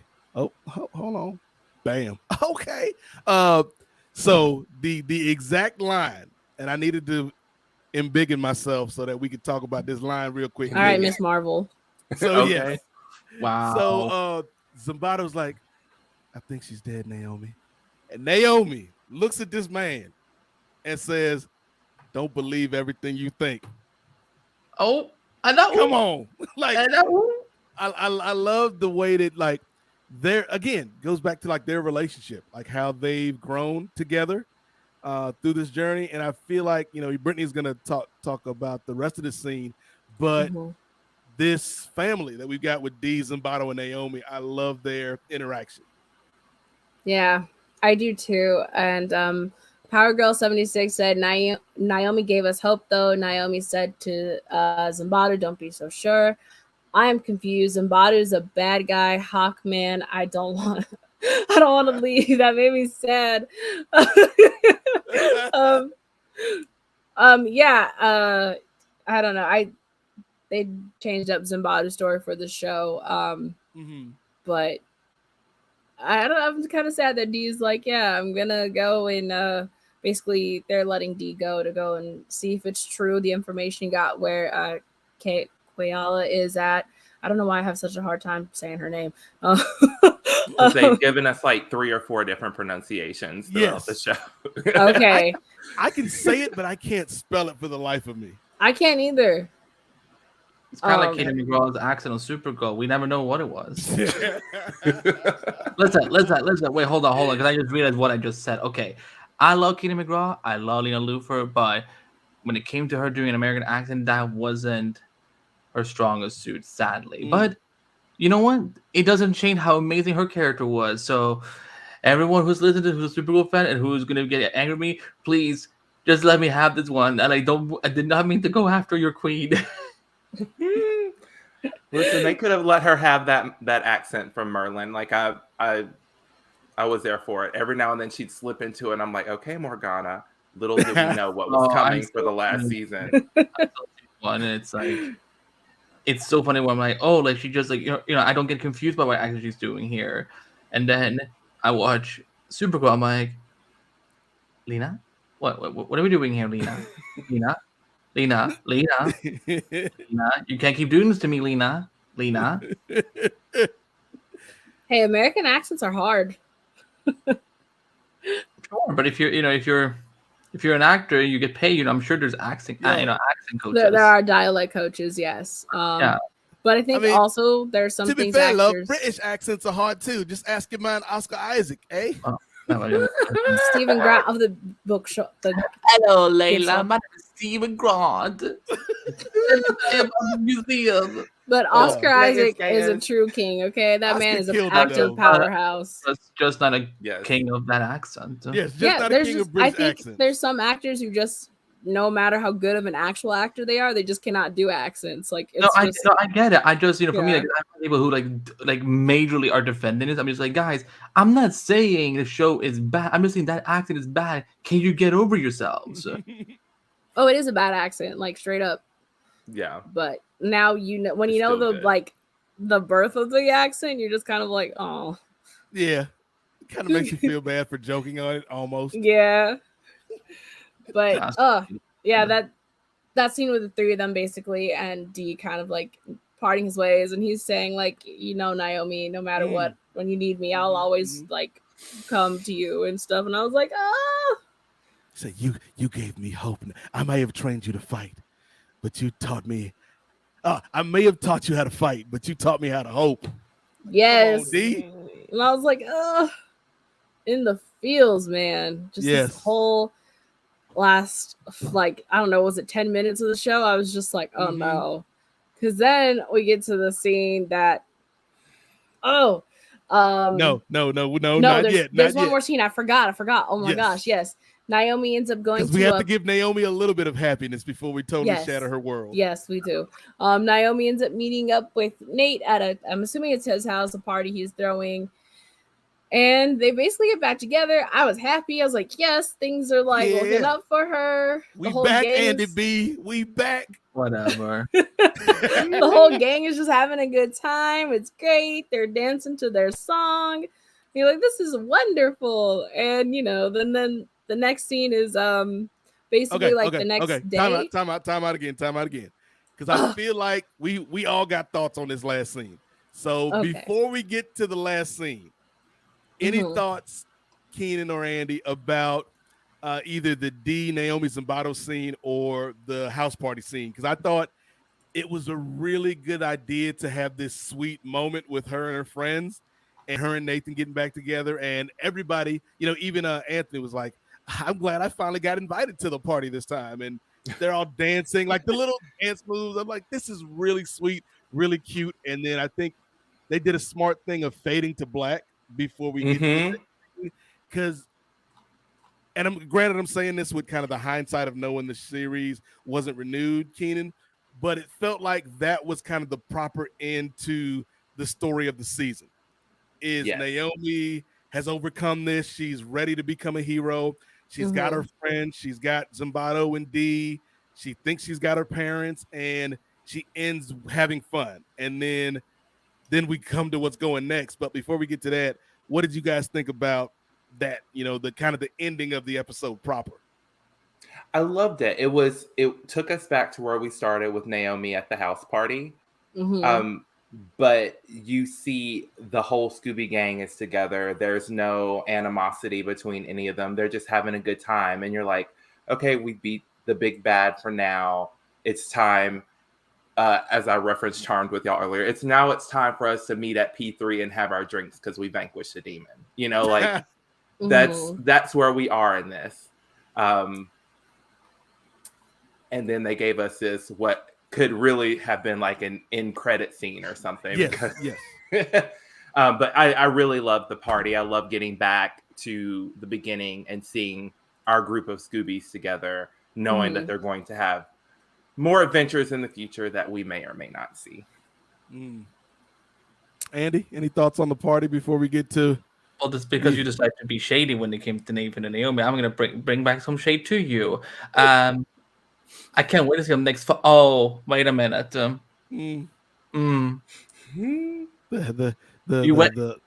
audacity. Don't provoke me, Nate. Don't provoke me. If you're gonna just a stripper fan war with me, then you best be prepared that I will come with ammunition. I've been doing this for 10 years now with this damn network with the CW. Like I know I started as a stripper. You know, now I'm a journalist who's also a stripper. So listen. I know my stuff, and if you're gonna drag me, you best be prepared. No, I love the party scene. I thought it was, just nice for these, because at the end of the day, this is a show about teenagers, getting to live, their lives for once after all this madness, and so I really did like that. I also appreciated the scene between Dee and Naomi because I felt like they haven't had a moment to really like. Just be with each other, and listen. I'm the D firster here. I will take any material I can get, and so and just seeing him like actually like emotional, so it's still it's also a huge progression in many ways. So, even though we won't get to see where the story goes for him, I'm happy that he, we know somewhere out there that he's going to be out in the universe trying to find her, and then the last 5 minutes. Yes. So Britney Monae, I think we've given the people enough time to get ready, to get emotionally centered. So Britt, what happened in the last 5 minutes of the last episode of season 1, maybe ever, of Naomi? Well, Naomi and her parents are trying to bury what is left of her arrival shuttle thingy in the forest, and she picks up a piece, and well, her psionic powers come in and shows her what really happened that night, and it was the McDuffies who actually betrayed her parents and killed them and took Naomi, and I was like, nah, this ain't real. I was just like, no, this is not happening right now. No, not Barry Watson. And they keep talking, and she's like, why? And trying to get the answers, and they're just like, well, we knew that you were the key to save Earth 29 and all this, and no one believed us. Everyone thought we were crazy, and I was like, oh no, y'all murdered her parents and took the baby. And I was just like, it just got worse and worse, and they were just like, oh gosh, and oh my god, it was just so like, I was so upset. I was like frustrated, and I was like, you know what, I want to fly away too because I don't like this. Yes. Keenan, I'll let you go next because I've got some thoughts and I'm still trying to figure them all out. So, what did you think of this last 5 minutes where, like you said, we learned that like Britney said, we learned that Naomi's parents were killed by Greg and Jennifer, and they're actually the mad scientists that Britney thought they were earlier in the episode. How did you feel after the reveal? I yelled. I was like, "Are you kidding me with this?" Wow, where was season 2 gonna take that story? Mm-hmm. They did a really good job of tricking us into thinking Akira was going to betray them all, and then when Akira goes in to save Naomi, we're like, okay, so who was it? Then we get that little flash of the past, and you hear Greg's voice. Do we see their faces or do we just hear their voices? Yes. Yeah, they finally take off the mask. They take off the mask. Greg and Jennifer. Okay. And I'm just like, okay. Well, I was about to cuss, but I'm not going to do that. Like, okay. Wow. They are evil. What's going on? They are mad scientists. And now we're not going to know what happened. Why they did it. Just Andy B. Thoughts? I was upset by it because I don't like it. Like, I've been trying for days now, going back and forth, asking myself, why? Like, what was the point of this? Because here's the thing, and this is the biggest challenge that this show was ever up against. Doing a show based on a character who has had one volume of comics and then appeared in a bunch of other comics, but only for a few years. This was always the risk of, like, are they gonna have to pull twists and turns in order to be able to play with people's expectations? Because this is not from the comics at all, unless I got really high and missed something, and this is not from the comics whatsoever. So I think that I almost wonder if this was just done for the sake of shocking people. And then here's the thing: it's unfair to say that because we don't know where season 2 would have gone. Like and I know people always get sus at me, like, Andy, I think more than like, I don't. I really don't know anything. So I wonder, like, it also. I don't. It's It's not the. If we're gonna be a little PC here,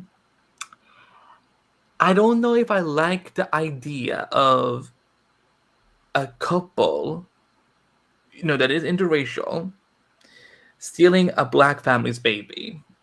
I don't know what, and like I ain't black, so I'm not gonna say if this is a bad look or not. It made me feel a certain kind of way, but I'm upset with it because I don't like it. Because how do you redeem? Like, this is not really something you can get yourself redeemed from. Like, I understand, you could have saved Earth and so, but the thing is, you took her from her parents. Barry Mother effing Watson, good old Barry Watson.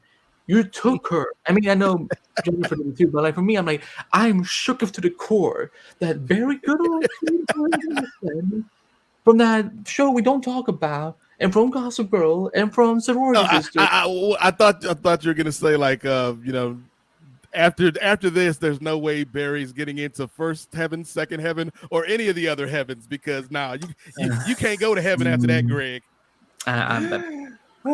You said it, not me. I just when I seventh hill. Yes. You said it, not me. But for me, I feel like this was, and again, and I understand I know there's been a lot of significant changes made from the comics so on, where like I understand if it's for better reasons so on, but at the same time, like there's so much great material from Brian Michael Bendis' mythology with Naomi that I'm like, yeah, and I don't know I don't see where this would fit in at all. So for me, like, not saying that if season 2 somehow happens, I will watch it, of course. But a part of me was kind of like, after that finale, I'm not really that upset. That we don't get a season 2, because I don't know if I would want to have seen that, because this is something so difficult for me as a viewer.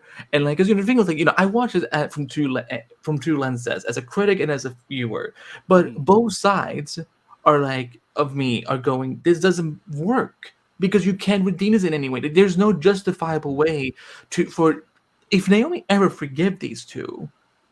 Like that's not true to her character, because you took a choice away from her that she could not make because she was a baby, and but you also violated people that supposedly trusted you by taking their baby. And again, I also think it's a problematic message, an image of having a couple stealing a black family's baby just like that, and then and the show trying to find a way to look at like, oh, but we got reasons, y'all. We got reasons, man. We know there's a point to all of this. It's totally fine for us to be crappy people. So yeah, I just not happy with it.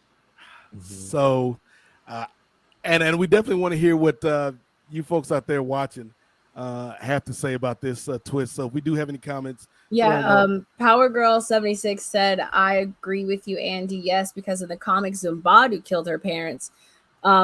If it was a hot mess, they took her mama only. I also feel like other channels could have helped us push Naomi and support it.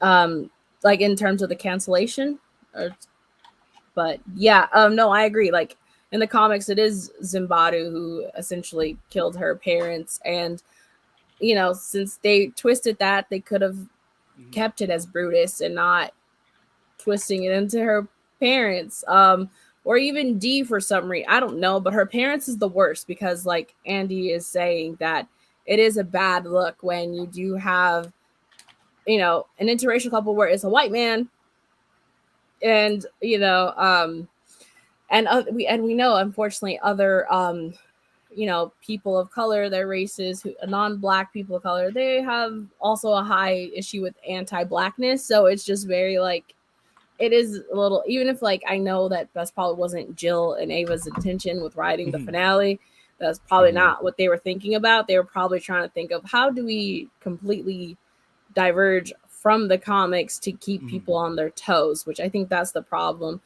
And I think also a lot of people are like, well, how do we Game of Thrones this too now? Which, I think some people got to remember, a lot of the big twists and horrible things that happened in Game of Thrones were also in the books. Like the Red Wedding, that was in the books. Edward Stark not making it past book 1, didn't make it past book, season 1. That's in the books. Like, so I think that you can't be like, well, let's do a Game of Thrones approach and twist it on its head, when it's like, no, Game of Thrones books were like that. So it's a really hard like thing to be like, whoa, we're doing something different. And I don't know, I get it, it's hard when you only have such limited like years to like tell a story off of, but yeah, it's just like, that's the thing. Like, again, I understand the idea that that you have like, because yes, I know a lot of people could have said that, but I can just read the season 1 comic, and I will know what would happen. That's the thing, that's what they're trying to avoid. They want people to be like, whoa, what just happened here? But at the same time, you need to have changes that also. I mean, listen, if the point was to make them villain this entire time, congratulations, you absolutely freaking did. But for me, like, there was a season 2 where somehow the season ended with like Naomi going, "Oh, we all good. Let's just go back and having pizza and making bad dad jokes or whatever." And so no, that is dead now. It doesn't work. Yeah, I feel like that twist may be something they could have saved for much later if maybe they pulled the show out longer, because then it would have been even a much bigger blow, unfortunately. But I feel like season 1 ending is not great, just because then it's like, if you're not getting renewed, it kind of feels very like, what was the point? Right. Can I, and like you're saying, yeah, this is CW shows need to stop, and I mean in general, people should show and all, but like, CW just needs to stop doing cliffhangers. Like I know what I know what they're trying to do when they do cliffhangers like that, but the thing is, it's not going to always work like that. And for me, I feel that because Legends. I mean, look at poor Legends. Batwoman, and God did have most of his things wrapped up, but Naomi, like now, like she just flew away, and D is gone.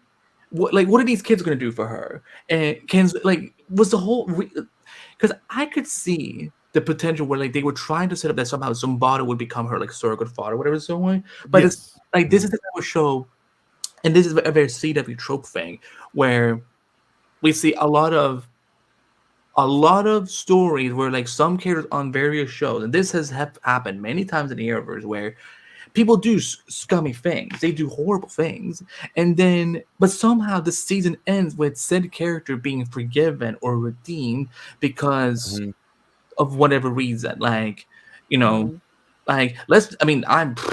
not gonna. Listen, all you Arrow fans know that I ain't gonna forgive Mr. Oliver Queen for how he treated Laurel, behind her back and in front of her face. So, why do you think I always find a way to celebrate that he's dead? So I don't want any more cliffhanger season finales. That's why I think people always crap over the Flash season 7 finale, whatever. So, but I like the fact that there was no cliffhanger. These characters they had spent a whole season going through trauma and pain, and for the final 5 minutes, we got to have Mr. Jordan Fisher come in and sing for his parents. Barry trying to say that was Crash, and he failing epically because only Bart knows how to use it, and none of us. So, and we get to see just Barry and Iris just make out, be in Flash time, whatever. So, you reward the characters. What reward did we give Naomi here for all of the suffering and trauma she's going through this season? So, I think for me, 2 points, because I think when you're talking about the creative process behind the scenes, it's a double-edged sword because you do want to tell a complete story, but it's a business as well, and you also want to have a hook. So I get that internal struggle that they probably were going through. And Andy brings up a lot of valid points. Brittany's brought up a lot of valid points. I love the twist. What? And I'll tell you why.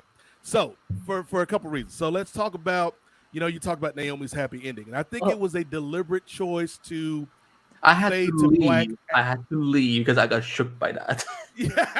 Go on. So I think it was a deliberate choice to do the fade to black after the party scene rather than a normal cut, because that kind of intunes that this is ending, pause, this is beginning. You know what I mean? So to me, I feel like the story of Naomi was told, or season 1 of Naomi was told up until that fade at the end of the party. And then, like Keenan was saying earlier, if they did mid-credits or post-credits on TV, this would have been that, where it is a part of this episode, but it is also we're leading you to something else. And so this was a twist that completely floored me. I went through all the emotions that night, Andy. I was shocked. I was hurt. I was disappointed in Greg and Jennifer. I was angry with Greg and Jennifer for what they have done. And you're right. This is not something that these characters can be redeemed for. I think the only redemption would be a sacrifice in a mythical season 2 of Naomi. But Naomi is not opening her arms to these people. And I think that was maybe even though it was a sad scene, I think that was my favorite part of the scene, is that Naomi, going back to the word of the week, Keenan, Naomi made a choice. Naomi physically took a step back and said, stay away from me. Stay out of my life. She has made the decision to cut these people who she has known her whole life, who she has loved her whole life, out of her life because they have betrayed her so deeply. And in terms of where she goes from here, I think her found family. We're talking we're talking Zumbato. We're talking D. We're talking the rest of the Scooby gang. Auntie Akira. Yes, if they can find Akira so we can get that ship back, Andy. I think that's her found family, the family that she has chosen. And so when she's flying away, I think another important detail is, if you read the comic, every time Naomi is flying, she's got a smile on her face. It's like a joyful moment. And I heard Casey talk about the finale, and she was like, if you notice when I fly away at the end of the episode, there is no joy. There is resignation off of this choice that she has just made. So, like, I totally understand what you're saying, Andy and Britt, but I think I like it because it's a challenging ending. It's like, damn, like y'all really went there. It's like, I don't know how this makes me feel. This makes me uncomfortable. This makes me angry. And I think that's why I like it. Because it wasn't so paint by numbers. Like they threw the numbers away and are painting on the wall with this ending. And I think that's why I liked it. It seems like you were waiting for something dark to happen for the last couple of episodes. You're like, well, what if they had killed the friends in the prom? And then what if they killed Naomi's parents in this car accident? No. Naomi's parents are the killers. Yeah, I think I like. So you've been waiting for something dark. In the back of my mind, I'm like, there's another shoe that's got to drop. Like, where's this shoe? And then they hit us with like some Yeezys. Like they kicked us in the face with some Yeezys at the end of the episode, Keenan. Because I was like sitting there like eyes wide open, just like, what just happened? Like, wow. It's that Donald Glover gift from Community. He comes back with pizza and like everything is just on fire. Like, yes, it's on fire. I truly want to know, what was their plan? Like, they couldn't have written this without having some kind of plan for what they wanted to do with season 2. And I'm truly interested to know what that direction would have been. Like, would we have seen, Jen, Greg, or both sacrifice themselves for Naomi at some point in season 2?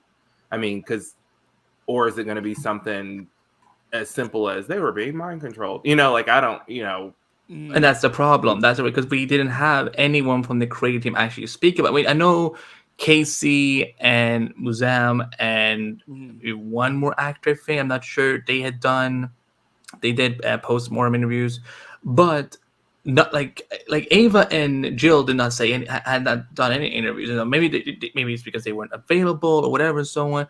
But it was still very disappointing that that we. I mean, here's the thing. I'm sure we will get answered at some point because they always do this, y'all. They always do these kind of interviews at some point where they kind of talk, where they do get asked like what was gonna happen, and they will say, A, B, and C was gonna happen. Naomi was gonna happen. Naomi could just go suck an egg or something. I don't know, but like no, but like that's the thing. But I wish they could have just said something this week. But because for me, like, here's the thing. I think that having a better hook, you were talking about Nate, would have been something like getting to see her in the costume somehow. Because I thought that amulet, the necklace was gonna somehow like be what activates her suit or something like that. Or I thought, I honestly thought for a moment maybe that Clark was gonna show up, whether it be Tyler or a new actor. I really thought for a moment she's gonna meet him, and that would have been a great reward for the character after everything she's gone through. Because for me, I'm sorry, y'all. Maybe this is the old person me talking. I know I got no time for a party to somehow justify. Congratulations, party away, dance away. It's part of our everyday life and so on. So just. But Andy, she's got big energy, man. You don't see that? I don't know. Like the more I think about it, the more I rewatch it, the less I like it. And but again, if we get a season 2, of course I am gonna watch and I'm gonna check it out and see what they do. But at the same time, I think Keenan's right though, Andy. Like, I don't think this is the decision. I mean, I could see some creators like throwing out the cheap hook. I don't think this is the decision that this team made lightly. I think they had a plan. We'll just never get to see the plan, probably.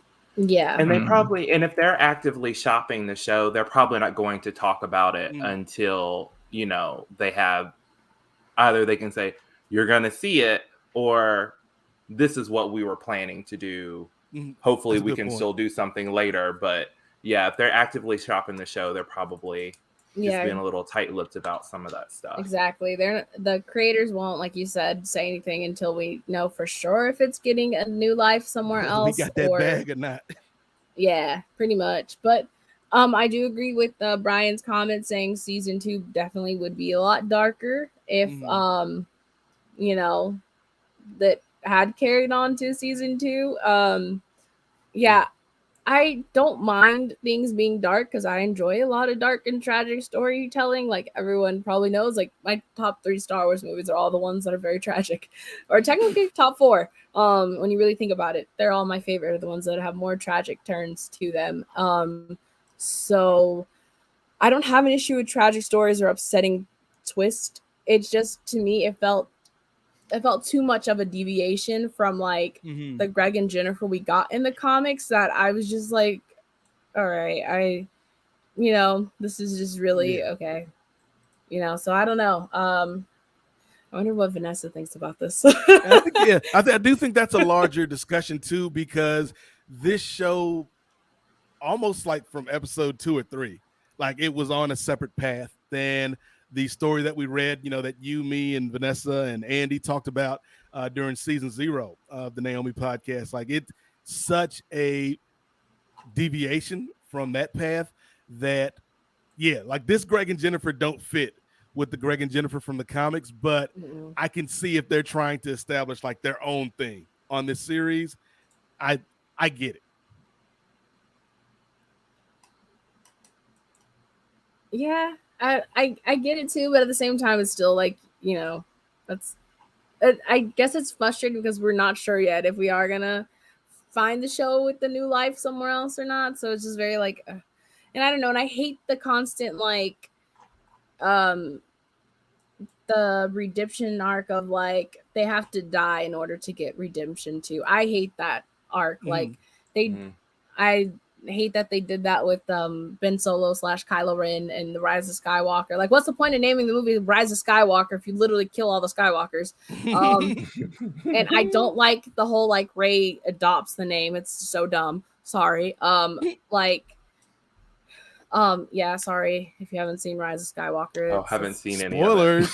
Spoilers. I haven't seen anything since like Rogue One. Okay, well, sorry. Whoops, that's what happens. I'm sure I've heard it somewhere. But that's on me for not seeing something so popular. Feel like, I don't know. I just feel like the whole, okay, let's kill the person in order for them to have the redemption. Like they do one nice thing and then they get their redemption arc through death. Like, no, why don't you actually have someone deal with what they did and like actually live and like have to deal with the process of like having to slowly gain back, your trust with people and all that. So I hope that if it does come back that they don't have to do a death redemption because I hate that. It's so overdone. And what also freaked me out is just like how cold like they just became in that final. Like they look at each other. Oh, they like, did it so. It was for your own good, Naomi. That yo, was, the look, was good, the look. Shout out to Barry and Muzam because there's the moment where Barry tried to play it off, or Greg tried to play it off. He's like, "Oh yeah, Pumpkin, we told you, we saved you that day." He played it off so well, and he kept going with it. But Mozan just went straight to like, I don't know, her face changed, and I was like, no. There's a moment, right? Like her face changed, and then there's a moment, like I think he tries to explain it once or twice, and then he just kind of looks down. He's like, "Well, I guess I gotta tell her." And then when he looks back up, you're right. Like all of that parental like love is gone. It's like, oh snap, this man is a whole sociopath out here. I know both of them when you think about it, because like they were so like great at playing these loving parents who instill the right things. See, they did the proper studying of how to be someone's friend that like Dr. Jace could not do. They really applied it and did it. Kids. And Dr. Jace. And then like they just like flip switch and you're like, oh, they're Norman Bates. Like what is happening? Yes, Power Girl 76, they turned like foreigners. They did not know her. That was so creepy. Like, the switch was so like It was good. It was a good It was good, but I'm mad about it. Like I'm mad. Yeah.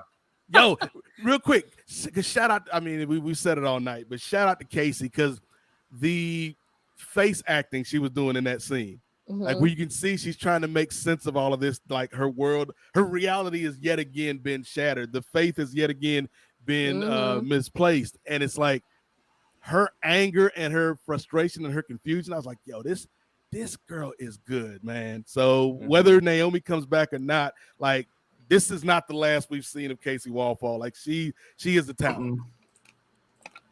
She's so good. Sorry, a little thirsty here. It's hot in my room. Like Andy for D, we get it. Wow. like you for Naomi. I can play it too. No, I think in the end, like when it comes to, again, like if the show doesn't come back, a part of me, like, yeah, I'm sad for all these actors and people who worked on the show, that worked so hard. But at the same time, I don't know if this is necessarily a story I want to continue to see a picture with this chapter. I would love to see Casey somehow maybe come hang out with some of the Arrows people and so on. I think she and Grant Gustin would have some great scenes together. Of course, her and Tyler would be magical. We saw they met at WonderCon, but I just it would have been fun to have seen, and I'm hoping it could still happen. Maybe Eric Wallace will have an idea or two to bring her in somehow, because the show is rooted in the multiverse. So and it would be nice to kind of get because I would love to just see Casey, just get that suit, getting to be the hero with everyone else and just hang out with Superman. And I think I'm also still a little like WTF about the whole well, they can be in the same proximity to get each other, so something bad will happen. I'm like. Is that? So that's your way of justifying why we can never see Superman on this show? Is like, again, Superman and Naomi's dynamic in the comics is so fun from the little I've seen. Yeah. That I'm like, again, I'm not. Maybe let's be glass half full here, Andy. Maybe if we had a mythical season 2, maybe that's something that Clark could help Naomi with. Like, maybe it's not we can't ever be in the same space, but this happens when 2 singularities are in the same room, but I can train you of how to lessen the effects. And that would be cool. Like her and Clark flying around and him teaching her how to overcome this someday, somewhere. I said it before, and I want to see Naomi and Iris investigating something. I think that would be fun. I think that'll be really fun. Naomi is our detective. I'm just gonna say it here, Andy. I don't care who is offended. I don't care who is upset about this, Andy. You don't have to go to Gotham to find the multiverse's greatest detective, because we got her right here in Port Oswego. Naomi McDuffie and the Scooby Gang can solve any mystery. I said it. I said it. I hear you. No, I actually agree. They're all very smart and, as we've seen, very capable kids, and they get the job done. That man Anthony made a whole alien tracking device and a whole power dampening undampener, like Jacob with a box of scraps in a cave. That man Jacob. Oh wow! Now I needed. Oh my God! What's his name from Iron Man? Tobias. Jeff Bridges. Jeff Bridges. Yeah, I need Jeff Bridges to show up on and be like, this kid made this with a box of scraps. Yeah, that's his name. Sorry. Yes. Oh yeah, just hit me. Does Lourdes drive a van? Yes, I think she does. So we got a mystery machine. Oh, there it is. Yep. I don't even remember what color it was, but if it was like lime green, that is genius, and I completely missed it. I mean, whatever color it was when Naomi got into that car, it must have turned, like dark and soulful, because that's when that episode where Lord is like, don't use me for your ex or whatever, They were listening to Pretty Girl Rock together. There's some really good comms going on.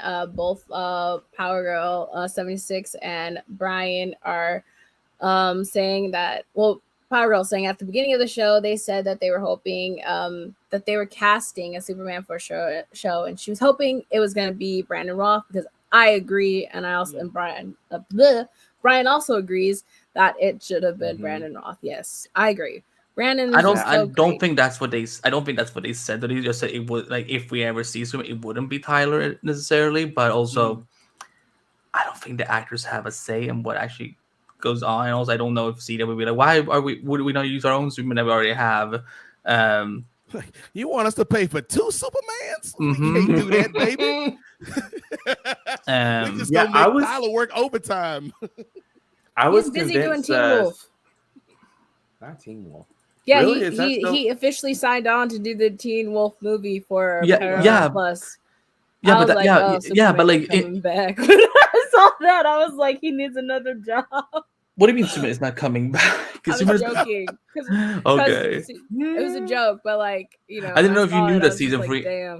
I didn't know if you knew that season 3 had been renewed. So that's why I was like, wait, what do you mean Superman is not coming back? I was making a joke because I was like, because they were all saying that, because everyone was saying that the main 2 that everyone cares about the most from Teen Wolf weren't coming back, which is Styles and Derek, or as we know, Dylan O'Brien and Tyler. And so everyone's like, they ain't coming back because those 2 got jobs. So I was like, damn, they must not got jobs no more when I saw that he was announced. So that was the joke. If you're in the Teen Wolf fandom, you know what I'm watching. I love Teen Wolf. It was just that Tyler is planning for dry times. He was like, I'm gonna bank this little Teen Wolf movie check just in case something goes wrong with Superman and Lois next season. You never know. You gotta save the money while the money is there to be saved.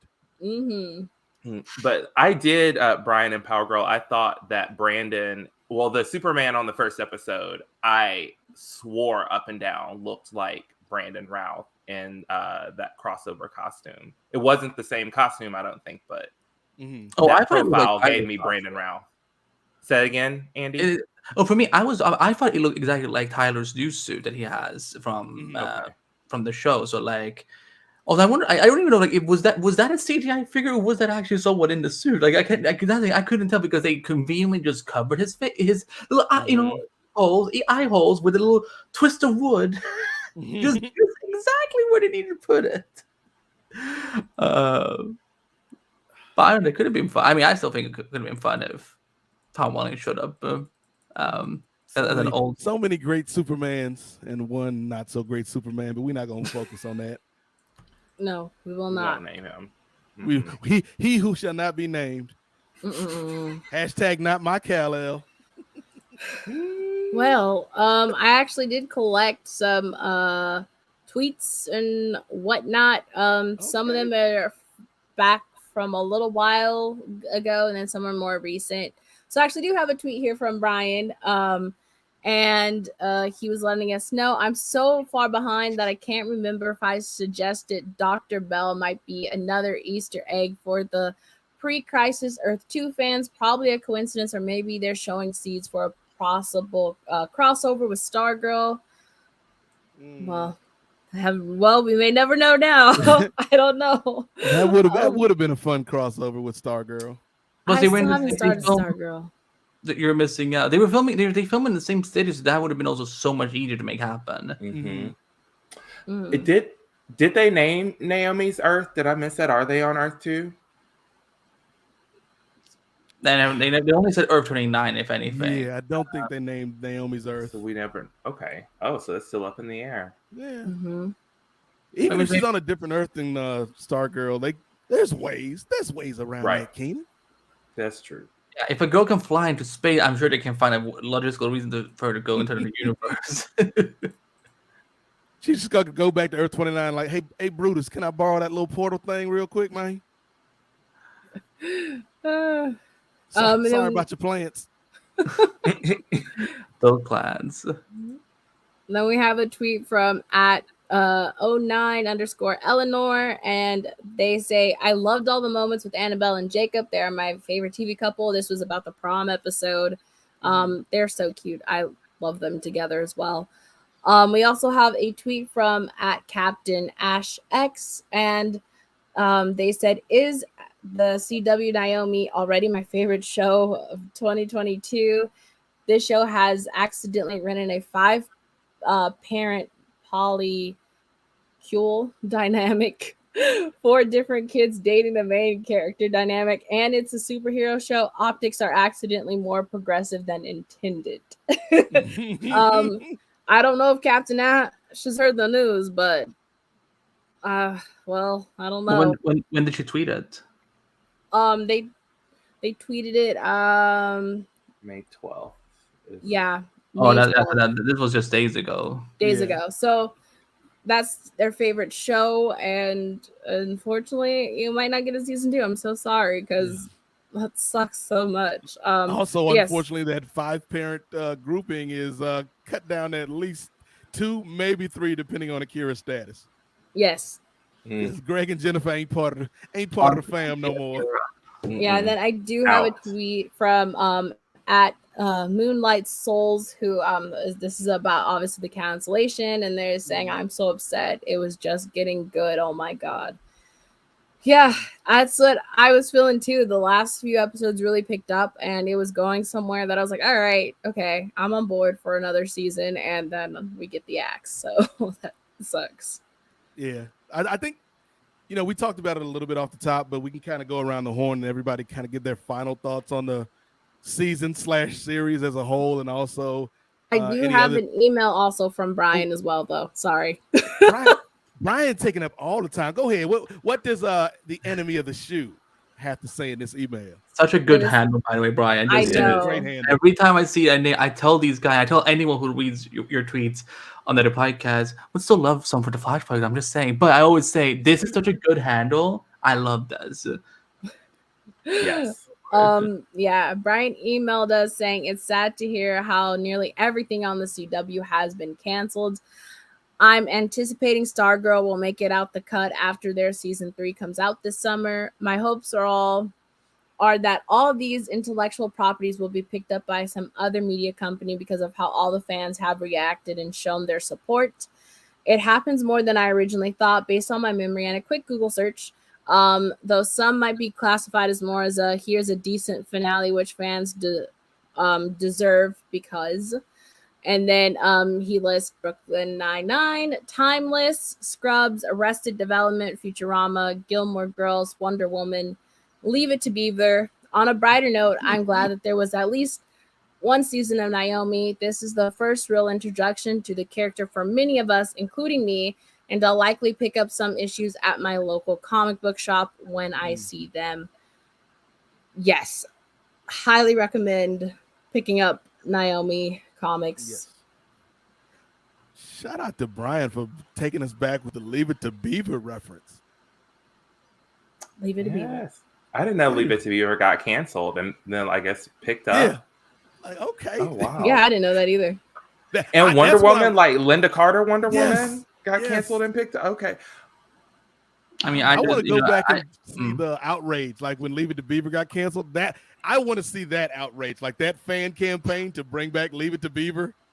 That was probably intense because that was one of them like popular shows from back in the day. So many handwritten letters, like "Dear General Electric Broadcasting Company, I am sincerely miffed that you did not renew Leave It to Beaver. It's a favorite of the family and me." Probably, I wouldn't be surprised. My aunt, like, she emailed ABC because she was mad that they canceled some show with Katie Segal. That was recently on. I can't remember what it was called, but she emailed them a very stern, like, how dare you? This show is great. Katie Segal is amazing. Like, how dare you? So I'm pretty sure people back then were like, how dare you? How dare you? This is a kid family show and we all love it and whatever. Yeah. So I wouldn't be surprised. So yes, thank you everybody for the tweets and the emails. We really appreciate it. And I'll talk about that in a little bit in terms of like the fan interaction and listener interaction. But really quick, we can kind of go around the horn. Final thoughts on the series/season. Let's start with you, Keenan. What's your kind of overall takeaway from this journey that we took with Naomi? I really love this show. It kept me guessing, and you don't really find a lot of shows that do that. I think the writing was really good. There were great the acting was great. They gave you different like character pairs throughout the episode, so we're really growing all of these other characters, but still focusing on Naomi's story. And I truly enjoyed it. I'm sad that it's not coming back for season 2. I hope someone picks it up. HBO Max. I'm sending up thoughts. Please please pick it up and at least give us a final season. You know, we have very few Black superhero shows out. And, you know, I just gave my copy of this book to my niece. And when I told her the show was canceled, she got upset. So, you know, I want all my little girls with braids to be able to watch these shows and know that they can do anything they want to do. Yeah. I'll piggyback off of that real quick, Keenan, before we toss it to Britt, because I was thinking about that, you know, this week after we heard the news, and it was like, I was going back and I was like, what have been like the Black-led superhero shows of our recent time? And I'm thinking like Luke Cage. I'm thinking Black Lightning, of course. I'm thinking Batwoman. I'm thinking Watchmen, and I'm thinking Naomi. And I'm like, you know, Captain Falcon and the Winter Soldier. Like, that's it. Like, to my knowledge, like those are the 6 that we've had over the past 5 or 6 years. And so it's never a good thing when a show gets canceled, but I think it hurts. And we saw some of that reaction this week. It hurts even more when it's a show that features marginalized people, whether you're talking about Black characters or other characters of color, or, you know, LGBTQ characters. It resonates a little bit deeper. And so, you know, Naomi wasn't a perfect show. You know, don't get me out here on these streets lying, talking about, you know, oh, this show was flawless. Like, every show has some things they could do better. So Naomi wasn't a perfect show, but it was a show that I really enjoyed. And it was a show that, you know, when I would live tweet on the Tuesday nights, like, it was so fun. Like, you know, pulling back the curtain a little bit, Keenan, like, I get off of work at 8:30 or around about there every night. So basically I would get off of work, break various traffic laws, get back to the crib, in time to, you know, get something to eat or drink really quickly, and then watch Naomi and live tweet. And just the energy from the audience, the energy from, you know, the cast, you know, particularly people like Mary Charles Jones and our boy Daniel Puig out here on these streets.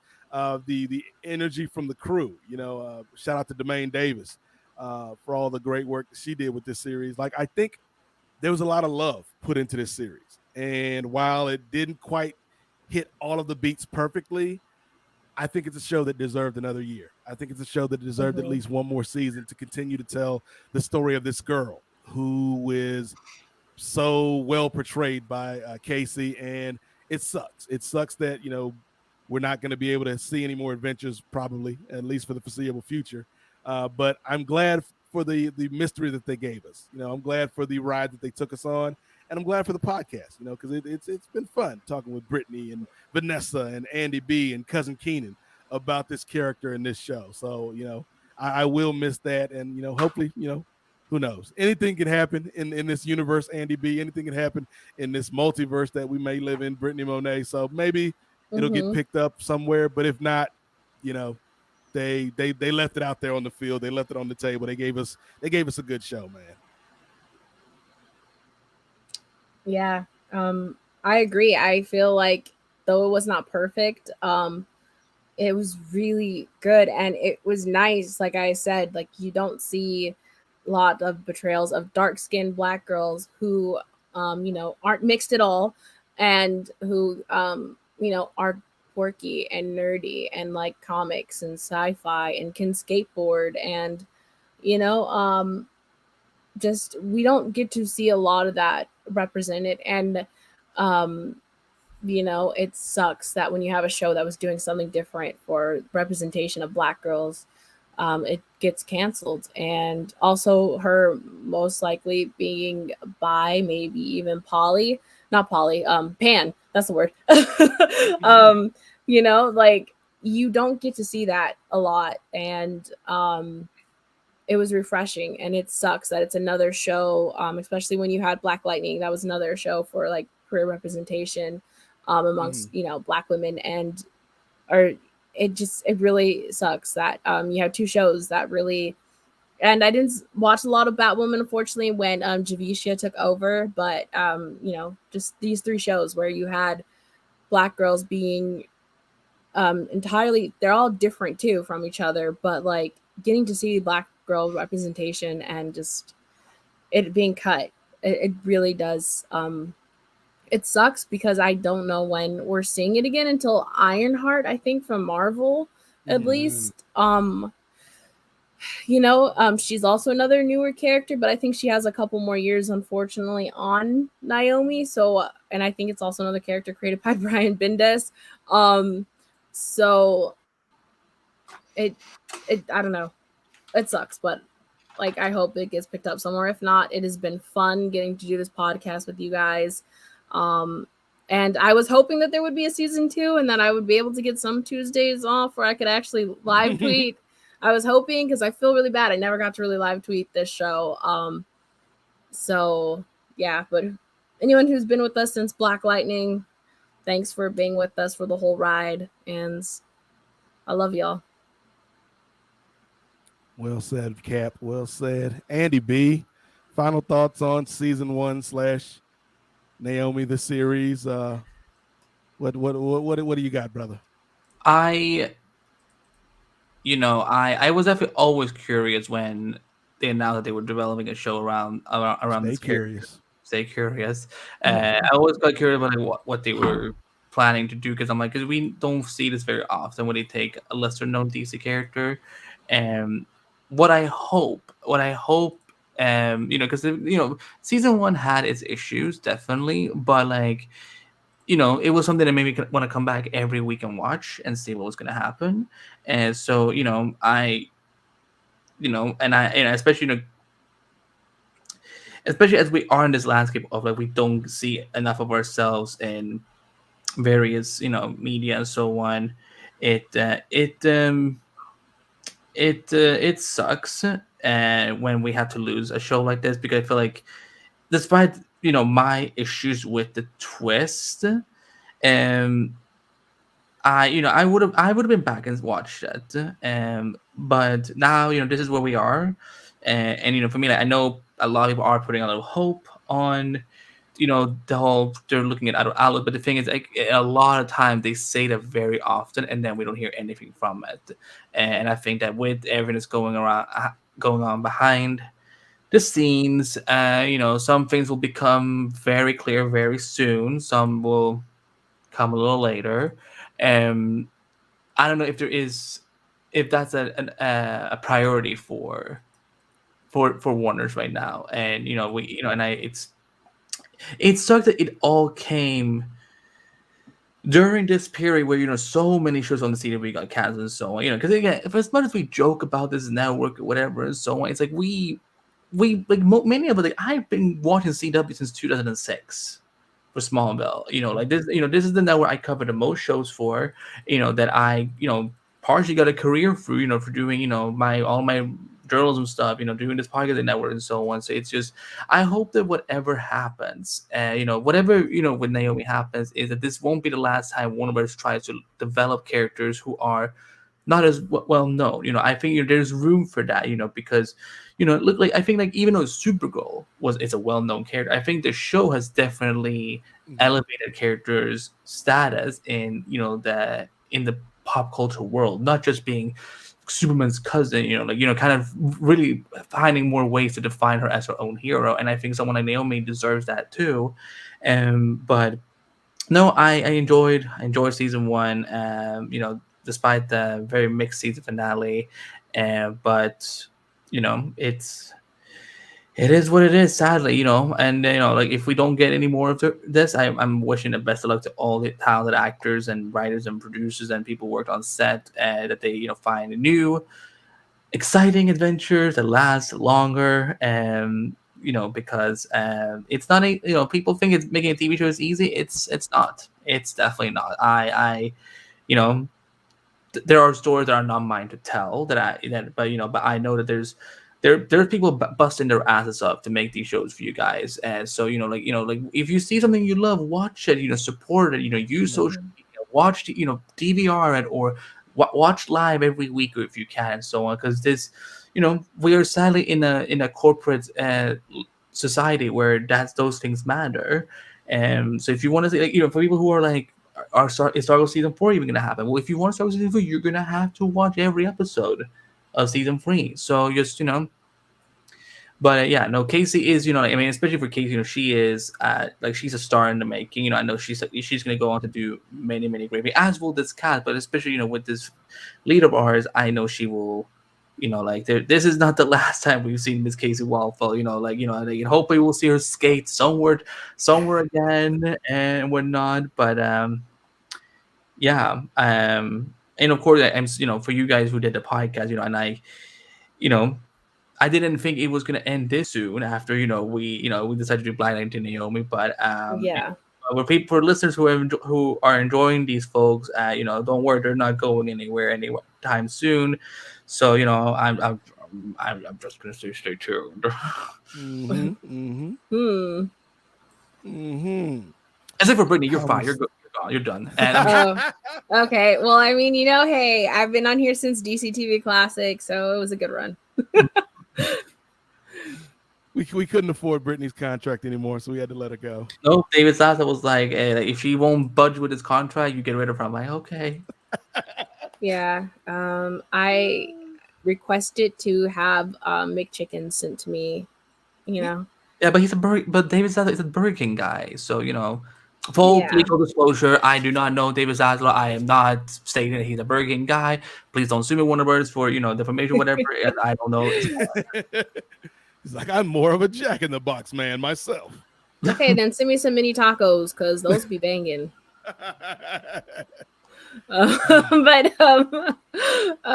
no, I really, like I said earlier, it's been an honor and a privilege to just just starting the podcast network. Like, not everyone may know, and I hate to constantly say it, but when I was offered to do DC TV Classics, I was coming out of a place where I was very depressed and very sad. So like I said, when I did DC TV Classics, that really helped me. And then finding my Black Lightning family changed so much for me, a lot. And then, just to carry on with Naomi, with Nate, and Keenan was someone who listened to Black Lightning podcast, and we interacted online, and then finally to every podcast. This dude has been around since the beginning. Like, I'm so shocked because I'm like, I can still find tweets from like 2015. I'm like, dude, this dude has been here. Keenan is a day Y'all one. have been entertaining me on many walks and bike rides and horrible days at work. And I thank you so much.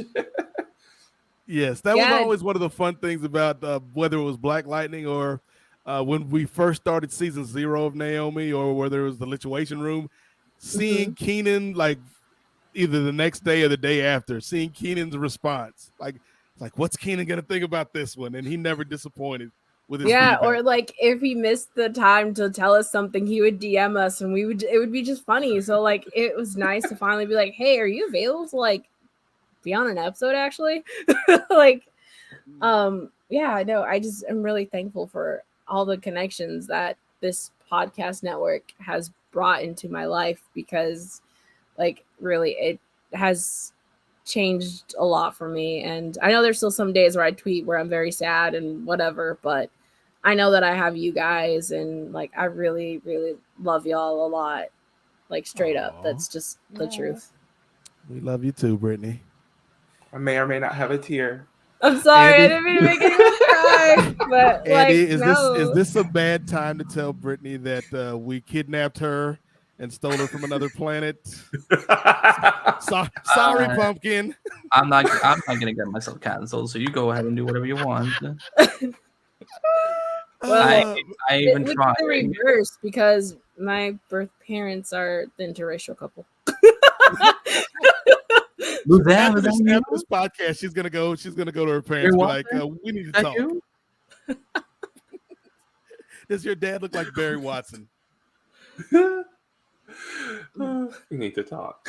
Was that you? Barry Watson, is that you? Yes. Yeah. Shout out to the whole cast: Barry, Muzam, Casey, all the kids in the Scooby Gang. Like, Alexander Wraith is D, Stephanie March is Akira. Yes. Can we just say Preston Alexander Johnson. again? Can we Just say say- Alexander Wright's name again? Yeah, can we just talk about him for a second again? Yes, He's Alexander a very Wright was attractive great. man. Mhm. Yes, I know. Like I knew he was a good looking dude, but I feel like they made him extra pretty, extra handsome in that last scene CW. at the used car lot. Like he had like a little extra glow. I was like, okay, Alexander out here on these streets. But yes, this. I mean, if the CW does anything well, it's casting pretty people, and So true. that's what they do. Mm-hmm. But yeah, this was a fun ride. It was way too short, but it was a fun ride. Agreed. Yeah. So unless we got any other comments, I guess we should probably start winding things down, Brittany. Yeah. All right. Well, I have to read the long list. Yes. Of stuff because I still have to wrap it up like we normally do. Yes, you do. Well, you can visit NaomiPodcast.com for all the latest news of Naomi. What obviously, unless there's news that it gets renewed. You never know, Andy. You never know. There probably won't be any new news, but you can always go there to re-listen to episodes. And who knows? I don't know. Maybe if I actually read the season 2 book, we'll maybe at least cover that. Yeah. You never know. Look, you never know. Daniel Puig might want to come through one day and just talk to us. Yeah, if anyone on the show is actually listening to this and you want, I know Daniel listens because he at least listens to one episode because he when we were trying to figure out how to pronounce his last name, he was like, "It's Puig." I'm like, yes. Okay, Daniel, we see you, young Obama. Salute, young king. So Daniel, if you want to join us and you can totally make fun of me for not knowing how to say your name, that will be fine. I will respect that. But yeah, if anyone from the show wants to join us sometime, that's cool too. We're obviously open for that. But you can follow this podcast on social media by going to @Naomi Podcast on Facebook and Twitter. Subscribe to Naomi Podcast on Apple Podcasts, Stitcher Radio, and Google Podcasts, and anywhere else you listen to your podcast. While you are on Apple Podcasts, though, don't forget to hit us up with some 5-star reviews. It's a great way to support the podcast. And follow the entire DCTV podcast network featuring epic podcasts for The Flash, Legends of Tomorrow, Titans, Doom Patrol, Batwoman, Stargirl, Superman and Lois, Green Lantern, Justice League Dark, obviously Naomi, The Sandman, and DCTV After Dark at DCTVpodcast.com. You can also follow the social media for DCTV Podcast at DCTV Podcast on Facebook, Twitter, and Instagram. And last but not least, don't forget to subscribe to the Mega Feed on Apple Podcasts, Stitcher Radio, Google Podcasts. The Mega Feed. And everywhere else you listen to your podcast. And DCTV Podcast also has its own TeePublic store. So if you are interested in DCTV Podcast related merch like a Zimbardo beanie or who knows what else is on there, click on the link in the show notes to get some awesome gear, as it does support that network so we can continue to make these podcasts. And you can still email us if you have any questions, if you just want to tell us your feelings about the cancellations and whatnot or whatever. You can email us at the Naomi Podcast at gmail.com. And well, where can we find you, Britney? Huh? Oh, wow. Yeah, you're just gonna not allow us to say where people can find us? She's silencing us like the way CW silenced Naomi's longevity. Anyways, so Andy, where can our listeners No, Miss Queen. Where can we find you? Let's start with you. Where can we find Miss Britney Monae? No, Andy, where can we find you on social media? I'm pulling my producer's card and forcing you to go first. Yes, where can we find you, Britney Monae? I guess you can find me at Hi Britney Monae on Twitter and Instagram. Hi. And that's it for right now. Oh no, I also have the Nerds of Color podcast, Hard Knock Life, which you can find at Hard Knock Media. Okay. Yeah. What's up with them? don't you have news about the audio dramas out here, Britney Monae? Oh, yes, I have been casting an audio drama, which I don't know the official like droppings of that yet, but yeah, I've been casting an audio drama, and I actually have to record my lines for that. I'm doing a Oscar Isaac British accent. Oh wow. Irony. Yeah. Very cool. Andy B, where can we find you? I mean, outside the CW offices being like, yo, what's going on with y'all? This is not okay. No, first of all, thank you for having me. It's been fun to come on. You know, I usually don't guest star multiple times on certain podcasts, you know, because I don't want to suffocate the host, but I do anyway. But I know it's been fun coming on with you all this season and having fun talking about the show. You can find me on Facebook, Twitter, Instagram, YouTube, Twitch, and Vero at Andrew Backed. I am one of the hosts of the Flash podcast, which covers one of the few remaining CWDC shows. So, you know, let's enjoy it while we still can, fam. But if I can just plug this for quick, because I know some of your listeners also listen to Flash because this upcoming weekend, me, Tanya Hollander, Lacey Bauer, and Breeze Riley, many more people we will see. We're getting together to record our 300th episode. Like we're going from the 3 to the O to the O. So and this might be our last milestone episode for a very long time because you know the Flash Buckets will never go away. You know it's always gonna be around, but we don't know for like are we gonna record weekly? Are we gonna record once a month?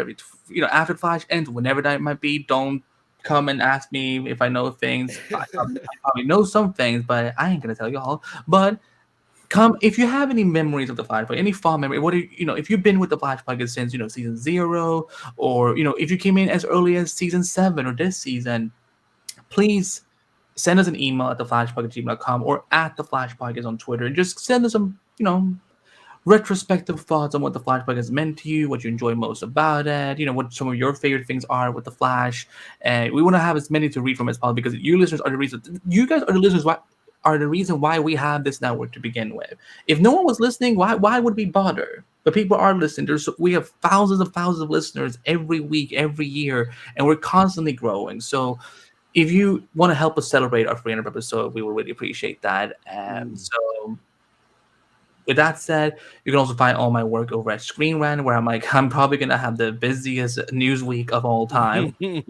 So click on my stuff, support me. I would appreciate it.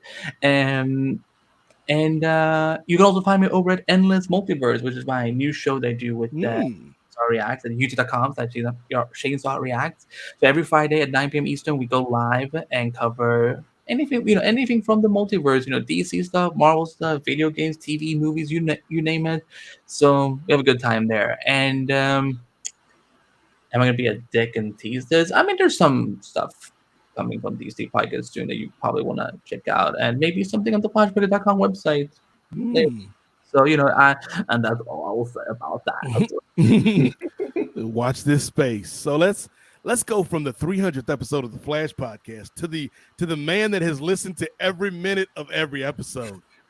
Day one, cousin Keenan Walker. Every minute. Cut Nate.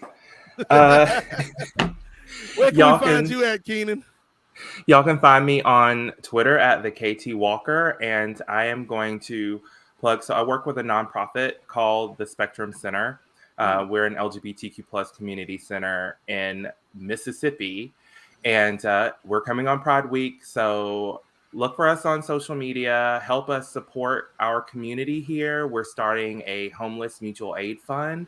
So if you are interested in donating, please write the center or me on Twitter, and I will get you all the information you need to help out someone, possibly a trans person who is currently unhoused. So thank you. Very cool, Keenan. If you want to find out where I'm at, first place to go is Twitter at @8 MOZAIK at Nate Mosaic on Twitter. You can check out not only the archive of the Naomi podcast and the Black Lightning podcast here at DCTV Podcast Network, but you can also check out the Lituation Room. We got like I think 4 episodes up now on this very feed. So that's myself, Britney, Vanessa Shark, and them. Clement Bryant. Just 4 black people being black and nerdy and having a good time with it. So you can check that out. If you're into sports, you can check out the Kings of Sport podcast. We had our 300th episode a few weeks ago. So you can check that out. We also have a Patreon, patreon.com/the Kings of Sport. $5 gets you in the door. Brittany Monae has been on the Patreon. Andy B has been on the Patreon. Clement Bryant has been on the Patreon. Vanessa Shark has been on the Patreon. Breeze Riley, Tatiana Hollander, OG Rachel, all your favorite DC TV podcast friends have been on the Patreon, or they will be in the future. Keenan Walker. So check that out, man. $5 gets you in the door. Over 200 hours of audio, video content, sports, politics, pop culture, MCU reviews. We did a review of Peacemaker. It's a good time. So check that out. I'm also over at Post Wrestling, talking wrestling. I'm everywhere and nowhere at the same time. I'm my own multiverse out here, Keenan. I'm my own Dr. Multiverse, as Vanessa Shark would say. Cinematic universe. Yes, the Milton podcast universe, the MPU. So many podcasts. But yeah, for everything else, just check me out on Twitter at @8 MOZAIK. And again, thank you to Britney for being my tag team partner on this journey. Thank you to Keenan for joining us so many times whenever he was available, and thank you to Andy for putting this in motion. And thank you to everybody watching or listening to the Naomi podcast. Britney Monae, go ahead and end this thing like we always do, my friend. Well, it's been a fun ride, and well, like Naomi, hopefully she's out there somewhere still staying curious, and stay curious. We out. Guys, if this was freshman year, how crazy is sophomore year going to be?